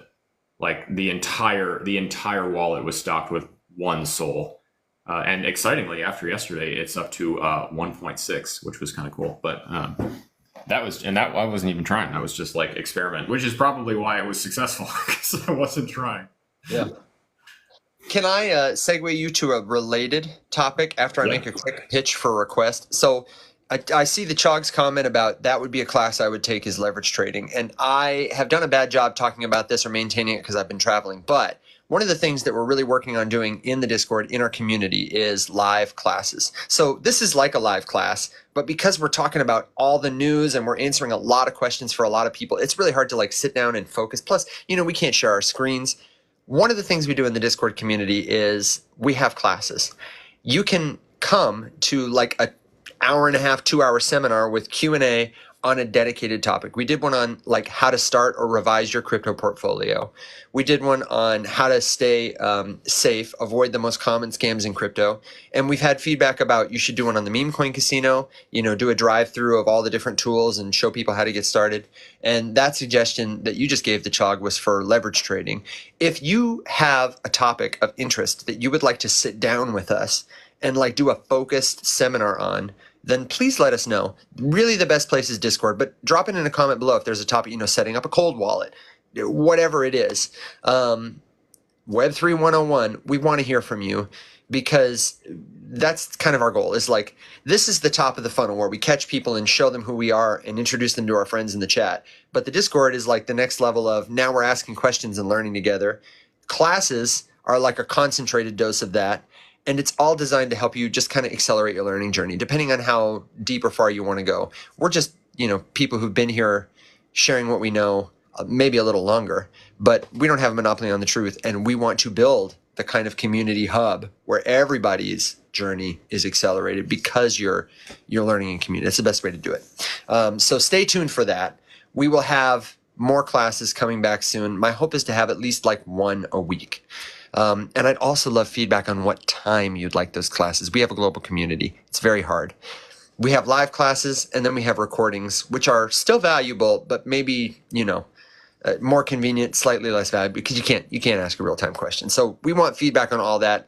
It's coming in a regular way very soon. As soon as I get back to my desk in Memphis, I hope to have at least one class a week. But we also hope to have, special classes like with our friend Angel on crypto taxes. Maybe we'll have a class with another guest educator, maybe magic internet money, some basic technical analysis stuff. I definitely want to do a legal. Oh, a legal one. We got to do a legal one. one of our attorneys, get them to come on and do, kind of like a good overview. Michael would be a really good one. Michael would be a great one. Regulator. Mm-hmm. Yeah, I shill him relentlessly. He's crypto founder, game developer, designer. Also, he's an ex-SEC attorney. The dude is a wealth of knowledge. Yeah. Okay, so it's all kind of related to where I wanted to take you next. I was on a live yesterday. I wasn't on it. I was just kind of lurking. As I walked through Ann Arbor, Michigan, it was the first day in a long time that I got to put long sleeves on, Alex. But it had that blue Michigan summer sky. It was just perfect. It was.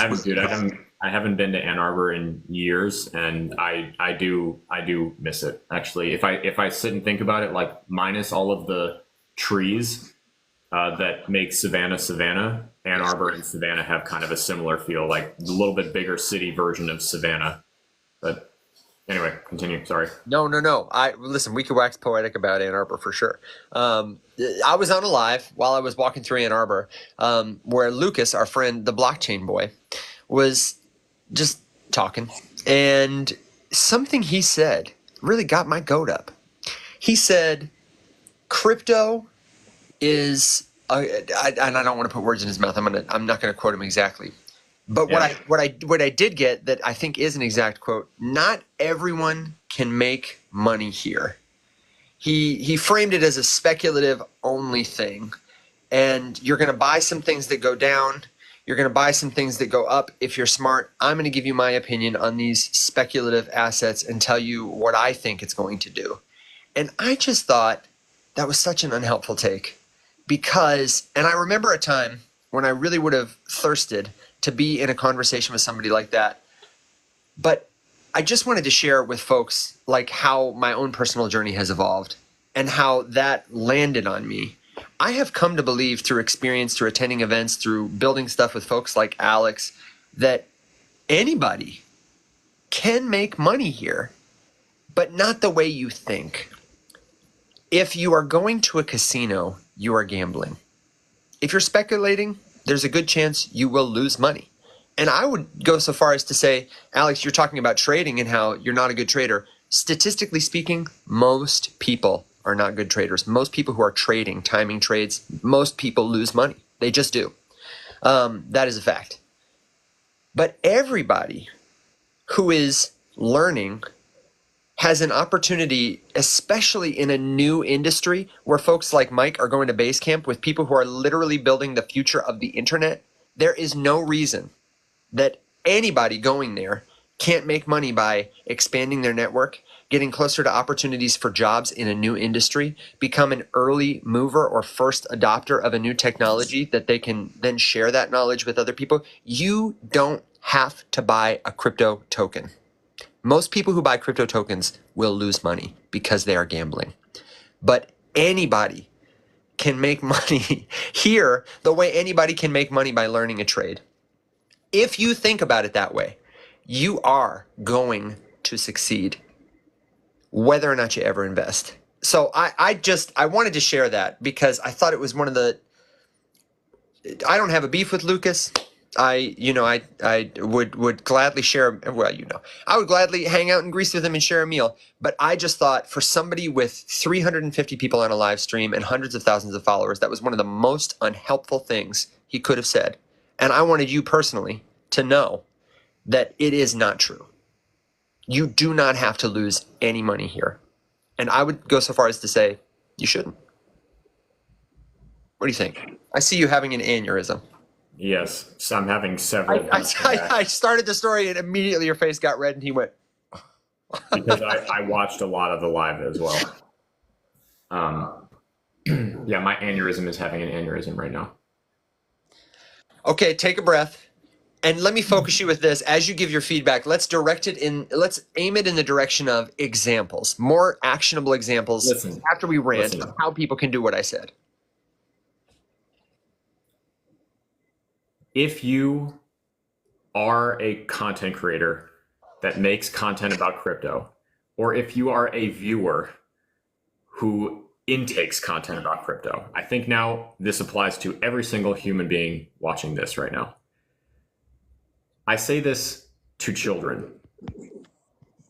this part's directed to the content creators, not the viewers, for the record. It's okay to be quiet. You don't have to speak. You can shut up. You can admit that you don't know something. You can talk about something you do understand. You can be helpful. You don't have to fill empty space with bullshit that you don't understand. If everyone who made content about crypto did the research that they claim that they did, they would not make 90% of the content that they make. My proof of that is if people actually machinery, the part that I say to children is it's okay sometimes to not speak. It's okay to not fill the sound. You can be silent and listen. And that's the vibe that I get with a ton of these lives. It's just like we just show up and I've got nothing to say, but by God, I'm going to say it loud as hell. And I'm going to make you feel dumb for not listening to me sooner. And I just don't understand what the, like, why, like, because Lucas in the same time, and again, like he's making it really hard for me, but like I've not really understood why Lucas dislikes me for so long, because he was one of the first people that I followed and one of the first things that I got excited about in like content creation, because he was just calling out scammers. And that's all he did. It's like, I don't give a shit what you think about me. This is wrong. And I'm going to talk about why it's wrong. I was like, great, awesome. What a hell of a way to build a platform. And now I'm just like, why are we just shilling sage and pretending we understand politics and like making fun of people? What are we doing, dude? Like, stop. Just cut it out. I don't know. It's just, it's like you said, it's just so unhelpful. And it always bothers me when like someone has been here for years and they haven't taken the time to like try to grow their fundamental understanding of what we're talking about. That doesn't make any sense. Like, I get personally self-conscious when I get too many questions about stuff I don't understand. So then, okay, well, clearly I need to go learn about this. Cause like, I'll say it, but I don't like saying it. I don't like saying, I don't know. Cause then like, what the hell are you doing watching me? So like, okay, go learn about that. Go figure it out. Understand what is in your wheelhouse and what's not in your wheelhouse. And it's just like, is it truly all just about money? Because that was the thing Lucas said, which I respected. And I'm 100% aligned with him on this. I want to help educate policymakers and lawmakers and legislators. And I'm like, my brother in Christ, do you think that this is how you build yourself to the person that Congress would give two shits to listen to? By shilling a couple grifts and just spreading political misinformation?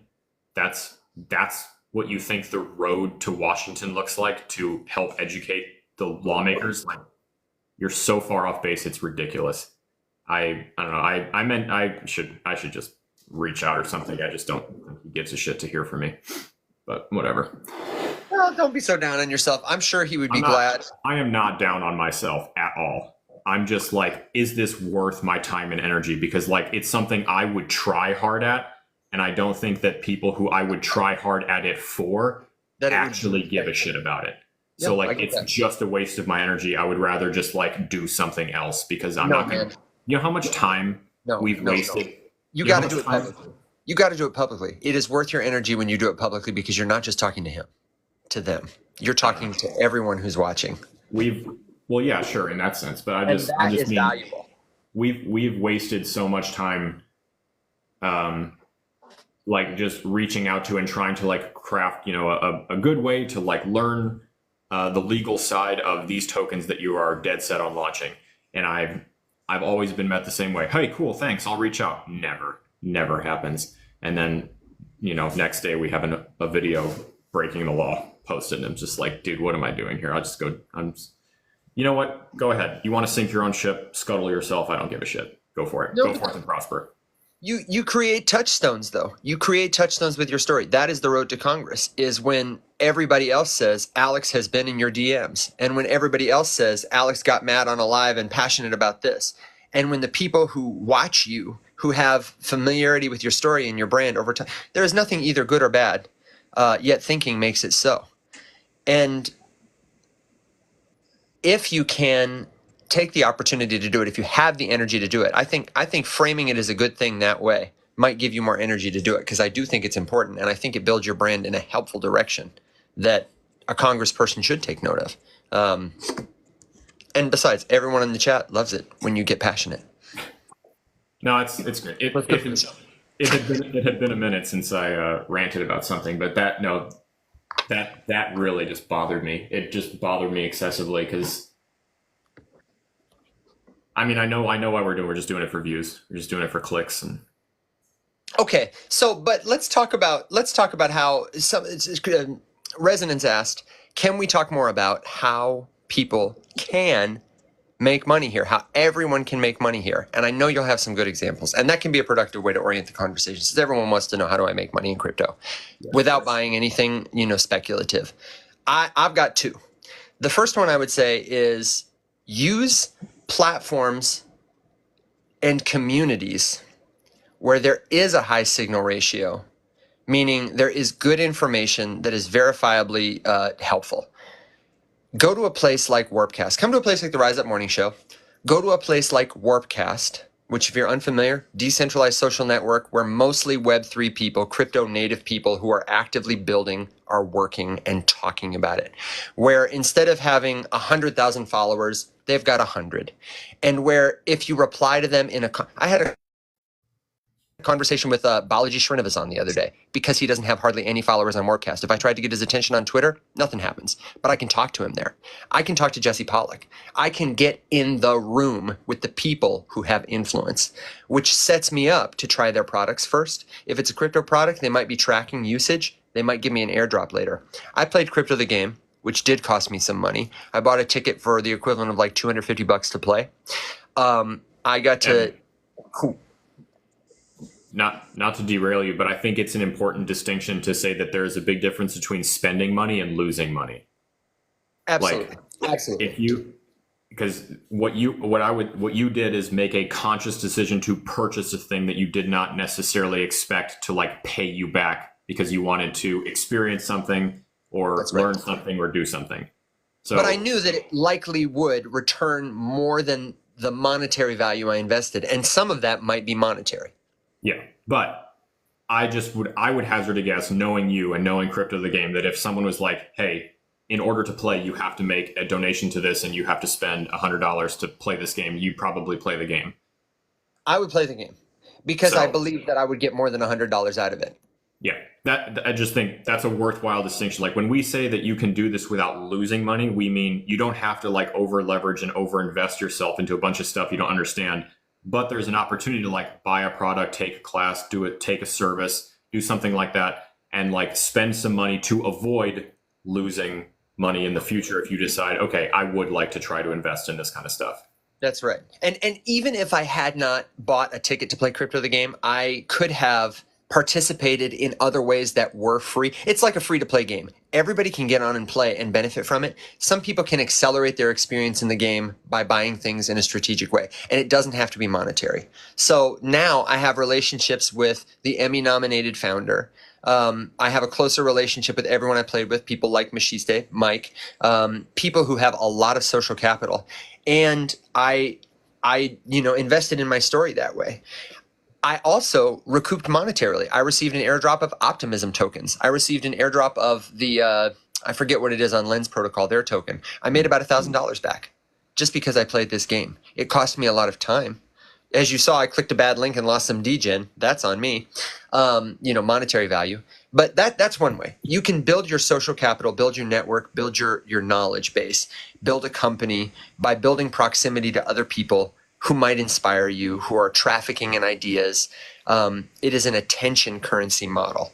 The other thing you can do is, there are so many opportunities in crypto to use the money you already have. If you've got money and you want to get on Coinbase to start buying or selling crypto, before you do anything, get some stablecoin. Turn the dollars you already have into USDC, a stablecoin that is pegged to the value of the US dollar. And instead of earning 0.015% at your bank, start earning 5.15% by keeping that money in USDC on Coinbase. Or get a cashback card that gives you rewards in cryptocurrency tokens. Instead of earning Visa travel points, which are pretty valuable, you can earn Satoshis, fractional bits of Bitcoin. For spending money you are already spending to buy groceries, to buy a movie ticket, whatever, pay your electric bill, you can be earning crypto. There are opportunities like that everywhere all the time. I see Crypto Chick in the comments, and shout out, first of all, good to see you. She's an example of somebody who points out opportunities to find new platforms, invest in your education, and also earn tangible rewards while doing it. I know she's got a recommendation for one of the cashback cards, the crypto back cards. Crypto Chick, if you have your thumbs, let us know what one that is, because I can't recall which one. I used to use the BlockFi card, but they went under. So those are just a couple of examples. Alex, do you have other suggestions, for how people can either spend no money or spend money they're already spent, buy a product, like you say, a service, a class? What would you say? How can everyone make money in crypto or avoid losing money? I would identify the ways that people most commonly lose money and see how I can involve myself in that with and this is kind of a clunky sentence, but with money that I expect to spend or lose. So you hear a lot of people say you got to pay your tuition, which is often accompanied by I've lost $80,000 or whatever it is. I don't think you need to lose quite that much, but I think it is worth it to if you're into all of the meme stuff, because that is super popular. Someone just put up this graph, maybe it was Daniel on Twitter, and it was an analysis of sectors of the crypto market and then their average return by project year to date. And so layer ones, AI, modular, meme, gaming, and something else was on this list. And everything was down, and memes were on average up 346%. So there is a tension there. And there is a reason that people keep talking about them, because some people have gotten very lucky and made lots and lots and lots of money. So that pulls a lot of people in.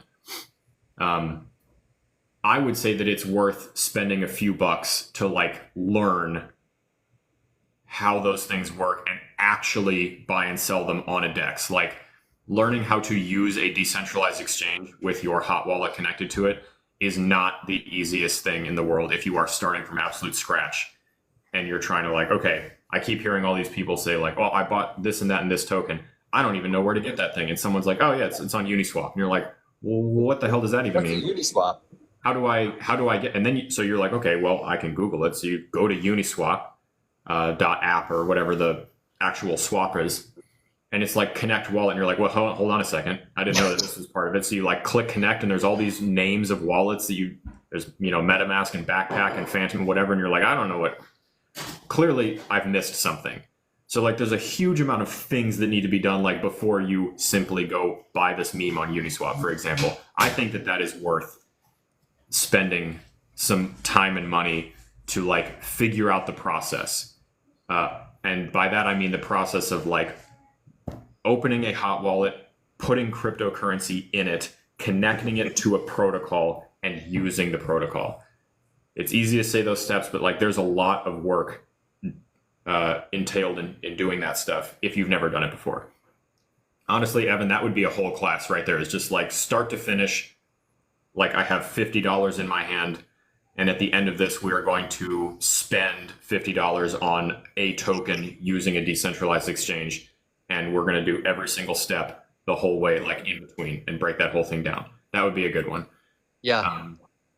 I would 100% expect to take that amount of money and walk away with none of it, and learn in the meantime, how gas works, how gas is calculated, how different chains have different amounts of gas that you have to do, how transaction speeds look, what it looks like to, perhaps read that chart or check an order book or, make the swap, and then if you ultimately are successful and perhaps the trade goes your direction and now you have like more of this token than you started with, okay, well now how do I swap it back into something that I can actually like put back into dollars and withdraw back out and use to, do whatever I need money for, US dollars for.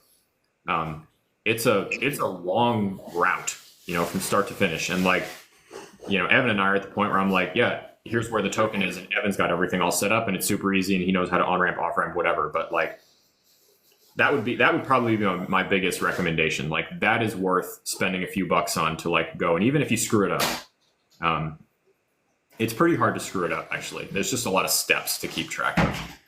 We should do that as a class, and we should do a YouTube video on that. That's just zero to crypto. I cannot. This is what makes me mad, is that most of the time when I get on any influencers live, they will answer that question in about 2 seconds, and they'll say, "I don't know, man. Just go buy some crypto and be prepared to lose that money." Like that. That is their. How do I get started? Just go on Coinbase and buy some crypto. Like that's it. Which is honestly. Coinbase has made it a lot easier, but no nuance of all those steps. And then when you get there, you say, wait, hang on.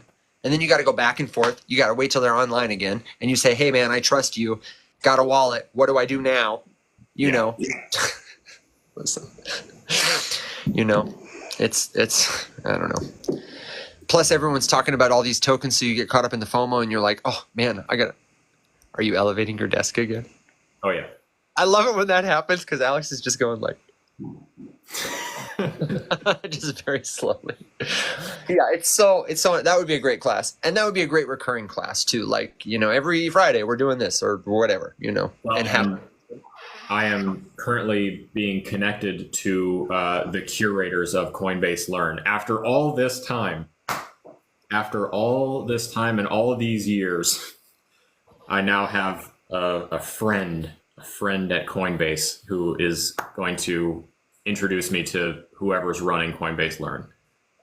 Yeah, and you know what? Now I'm thinking that we need to do 2 versions of that video. We need to do the zero to crypto version where you get a wallet, you go to an exchange, you do a swap, you send and receive, and then we need to do the version for like our grant on Base where it's a 10-minute version of the video and it's Coinbase Smart Wallet.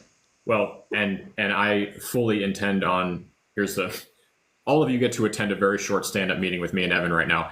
Yeah, here we go. Let's do it. We should. So my friend Keith, who he's the animator. His like specialty is animated short explainers. He's done them for Lexus, Target, McDonald's, like all of these people.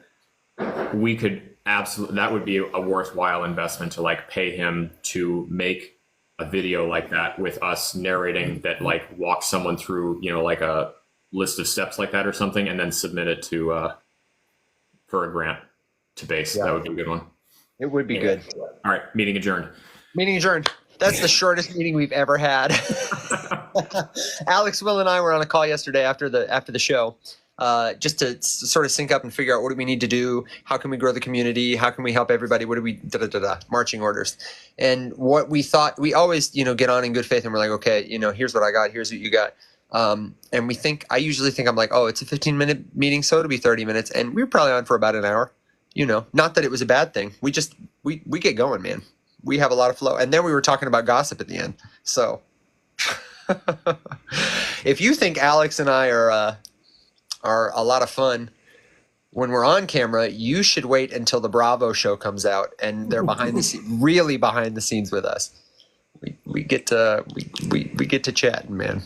We're like those old guys. We are those old guys sitting outside, hating on most of the crypto tokens, telling these kids to get off our lawn, but I wouldn't have it any other way. Damn right. Check my question, your resident says. And let me say on this note, Alex, I'm starting to feel well met. I've lost track of the time. Where does the time go? Let's make a call.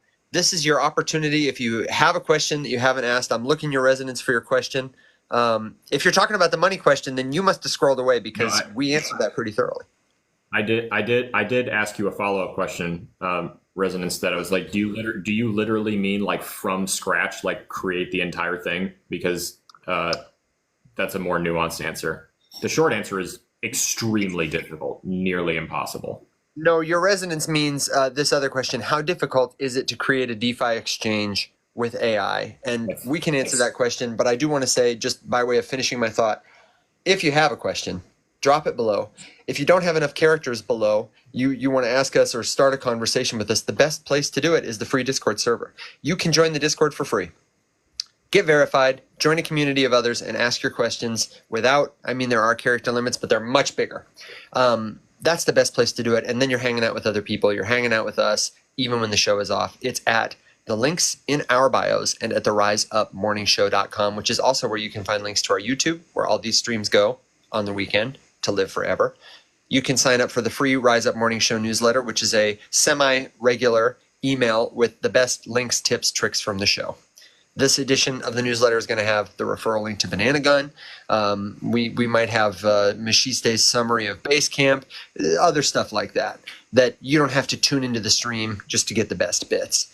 And then I also want to tell you one more time that you should go to the Discord because you can sign up for the Banana Gun bot there. It is our first official sponsor of the Rise Up Morning Show. Hopefully Coinbase and Warby Parker and Chewy.com are on the way. But we want to give them a good showing. We would love for you to try out their product, ask us your questions, give us your feedback. You don't have to spend $1. And if you take a screenshot of your sign up, like once you get done with it, and post it in the Discord, we're going to give away $50 to somebody who proves they signed up. So free money, we'll send it to your Banana Gun account, and you can start trading some meme tokens in a simple Telegram text message interface. Basically free money. It is free money. I don't know, what am I talking about? So please do that. Help us support them. And let's ask them our questions and give them feedback to make a better product. It's up to all of us to tell a better story. And that includes you and me, my friends. So what have I missed here? Oh, the question was, how easy is it to start a DeFi exchange with AI? On a scale of 1 to 10, for someone like me who's not technical or a coder, it'd probably be like a, I don't know, a 5 or a 6. I imagine it would take, I'm a kind of a power GPT user. I'm probably like an 8 out of 10 GPT user. Certainly more than like your grandma. It would probably take Alex, I don't know, between 1 and 3 days is what I would guess to just minimum viable product if that's all I did. Well, write the code, check the code, deploy the code, buy the URL, launch the website, and that's if I'm working concertedly. You might do it with less, but that'd be my guess. What do you think? I was going to say if you are not a developer or a software engineer, it's going to be extremely, extremely difficult, even with AI, to like get a functioning and safe product. If you're a good one, a safe one, yeah. If you're looking for something that exclusively like can do this, but could be dismantled by a toddler with a toothpick, then sure, you could probably do it in a couple days. I would never trust that thing. I wouldn't use it at all.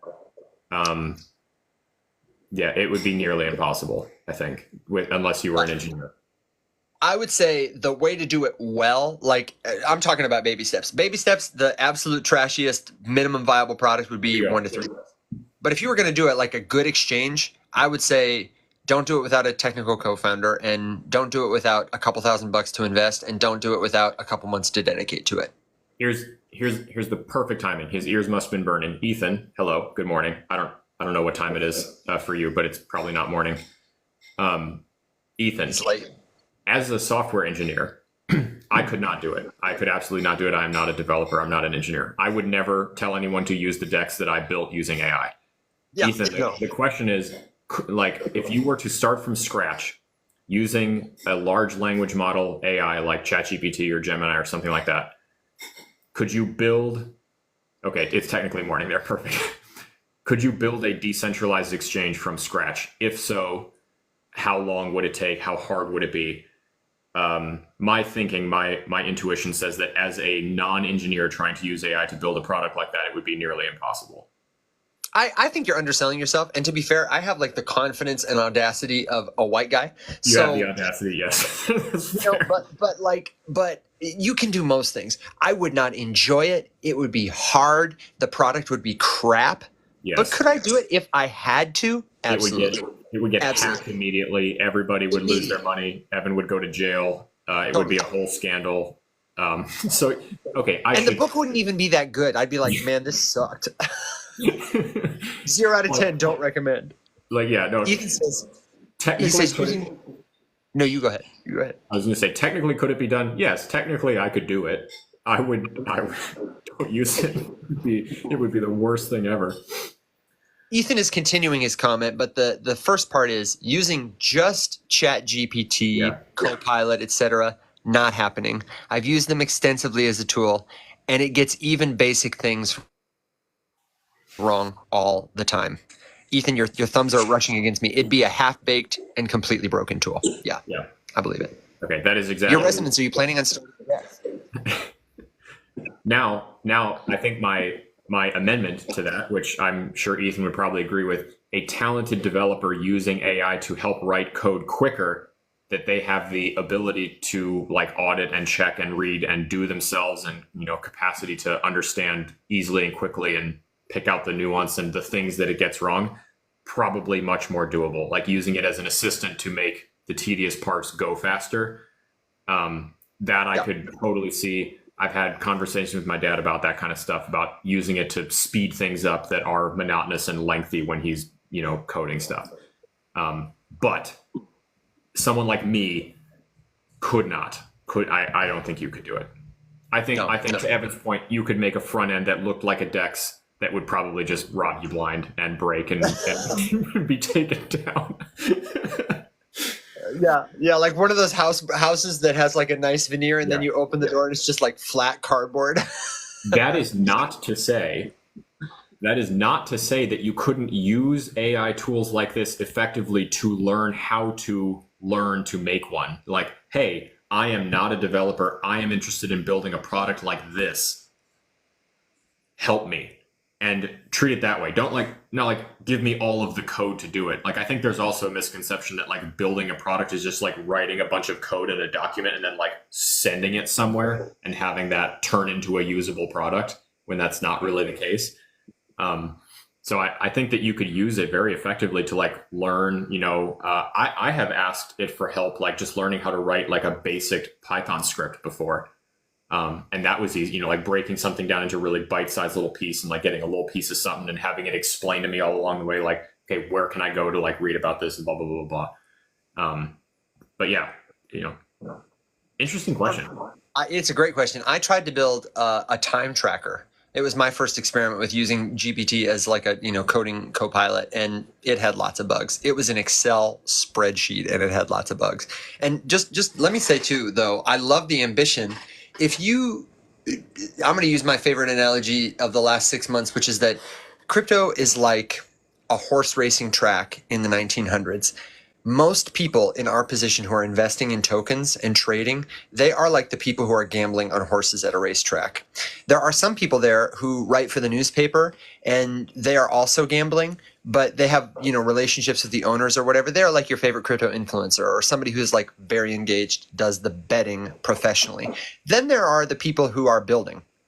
They are launching tokens, or maybe they have an NFT project or whatever. These people like work sweeping up poop in the horse stall. You know what I mean? They're getting paid no matter what. Then there are the racehorse owners, the jockeys, the racehorses. These are the people who are building exchanges, who are building infrastructure, okay? And as it goes up, it gets less crowded. The most people at the racetrack are speculators. The most people here are speculators. Then there are like hundreds of people who work there. There are dozens of people who race. There are a handful of people who own, and then there is one person standing at the racetrack, maybe two, who is Henry Ford. And he's saying, horse racing is cool, but wouldn't it be great if this was automated, mechanized? Wouldn't it be great if instead of horses who die and need to be fed all the time, we had vehicles with wheels that could go farther, and then we could have roads, and then we could have hospitals, and then we could have, 50 years in the future. Those are the people who are going to make the most money. Those are the people with the least competition, and those are the people with the hardest job. It's like a pyramid. If you want to make a lot of money in crypto, then instead of betting or launching a token, build a decentralized exchange. Build Coinbase. Build a layer 1 network. The bar is higher, but there's less competition at the top. So I think it's a smart question to be asking, and I'd be curious your resonance. Let me know if you're striking a deal with Ethan down to be your CTO. I think that would be a fun experiment, to do, to like display as an experiment, like trying to go from, scratch to product, using exclusively AI and stuff, whatever, because then it would be fun if it got pulled apart and hacked and broken into a million pieces. Like, it would still be an interesting, experiment, I think. Yeah, a break my product experiment. That would be fun too, especially if a lot of people wanted to play. Yeah. You could probably make it really good, really resilient that way. Building in public. It's good to do. Yeah, that would be very cool. Small world moment. Wally, living in Saratoga. I went to high school in Saratoga Springs, right across from the racetrack. My school bus used to stop all the time as all of the jockeys and the horses walked across the street in front of us over to the track. I lived in Schuylerville, which is like outside of Saratoga Springs a little bit, like out in sticks. Yeah, super. I loved it there. I didn't live there for very long, but it was really cool. I just did ninth grade, my freshman year. That is a small world. Small world. Very small world. I'm from Albany. Used to go to Saratoga all the time. There you go. Very cool. Yeah, it's a whole part of New York that people forget exists. Like, I never went to the city one single time the whole time I lived in New York. And Wally says, I hate the horse crossing. It always made no sense to me that they made the horses and the jockeys like live and stay on one side of the street and then the track was on the other. Like, couldn't you have put their facilities and the track on the same side? Yeah, but that wouldn't be that. It's like a parade every day. Oh yeah. Don't you want a parade every day? It was just, or then I was like, can we adjust the bus route like just a little bit in one direction? Because dude, it was cool the first 2 or 3 times to see all the horses. But yeah, I used to snowboard. I used to snowboard at West Mountain. I taught snowboarding with a friend of mine at West Mountain. That was a super cool spot. You're pretty close to Adirondacks. So pretty decent snowboarding and skiing up there. It was gorgeous. We lived in this like ancient farmhouse out in the middle of nowhere, on a ton of land, surrounded by cows. Yeah, I loved it there. It was a super cool, very brief stint in my life, but it was really cool. I have driven through that part of the country one time. I would love to go back because everybody who talks about the nature there, it just sounds like the air would smell fresh. Well, the air by me smelled kind of like cows, but cows are fresh-ish, yeah. fresh-ish. Oh my God, there are so many people who are representing in the chat with all these like hyper niche local upstate New York things. Dude, that's so cool. Yeah, Aaliyah, this house was ancient, and I vividly remember like things that you would never put in a house, now, just like, the staircase going upstairs, there was a hallway next to it, and the hallway was like this narrow, like all of us had to, get down it, but there was a bathroom at the end of it. So like clearly it was meant to be used. The basement, the ceiling was like this tall, and there was just this giant ancient like cast iron oil tank there for the furnace. What's happening is we just discovered that half of this audience right now lives in or has been to a very tiny niche area of upstate New York. Maybe that's where we should host our first get together. We were talking about our community member Rick has done some work on the ground and is trying to get us to come to Atlanta for a meetup. But maybe the place is upstate New York. Yeah, apparently everyone's in Saratoga. So, oh my gosh. Okay. Yeah. I'm like inclined to just keep further doxing myself because I'm like, it turns out we were like all neighbors. Like I was on Casey Road in Schuylerville. I will never forget that little chunk of roads because there was an intersection nearby that we used to drive the bus through that just cracked me up every time I saw it because the intersection, the cross street was Ruggles and Ruckytuck. And those were the two streets that... I had a romantic liaison with a girl whose family's name was Ruggles. Only you would describe a one-night stand as a romantic liaison. It wasn't one night. It was like a tryst. It was like a slow burning infatuation that happened across some distance. So there was some tension, and then every way you're describing this romantic liaison, slow burned infatuation. Like, dude, make this more, Evan. One of the most erotic things I've ever experienced was this person was in another relationship.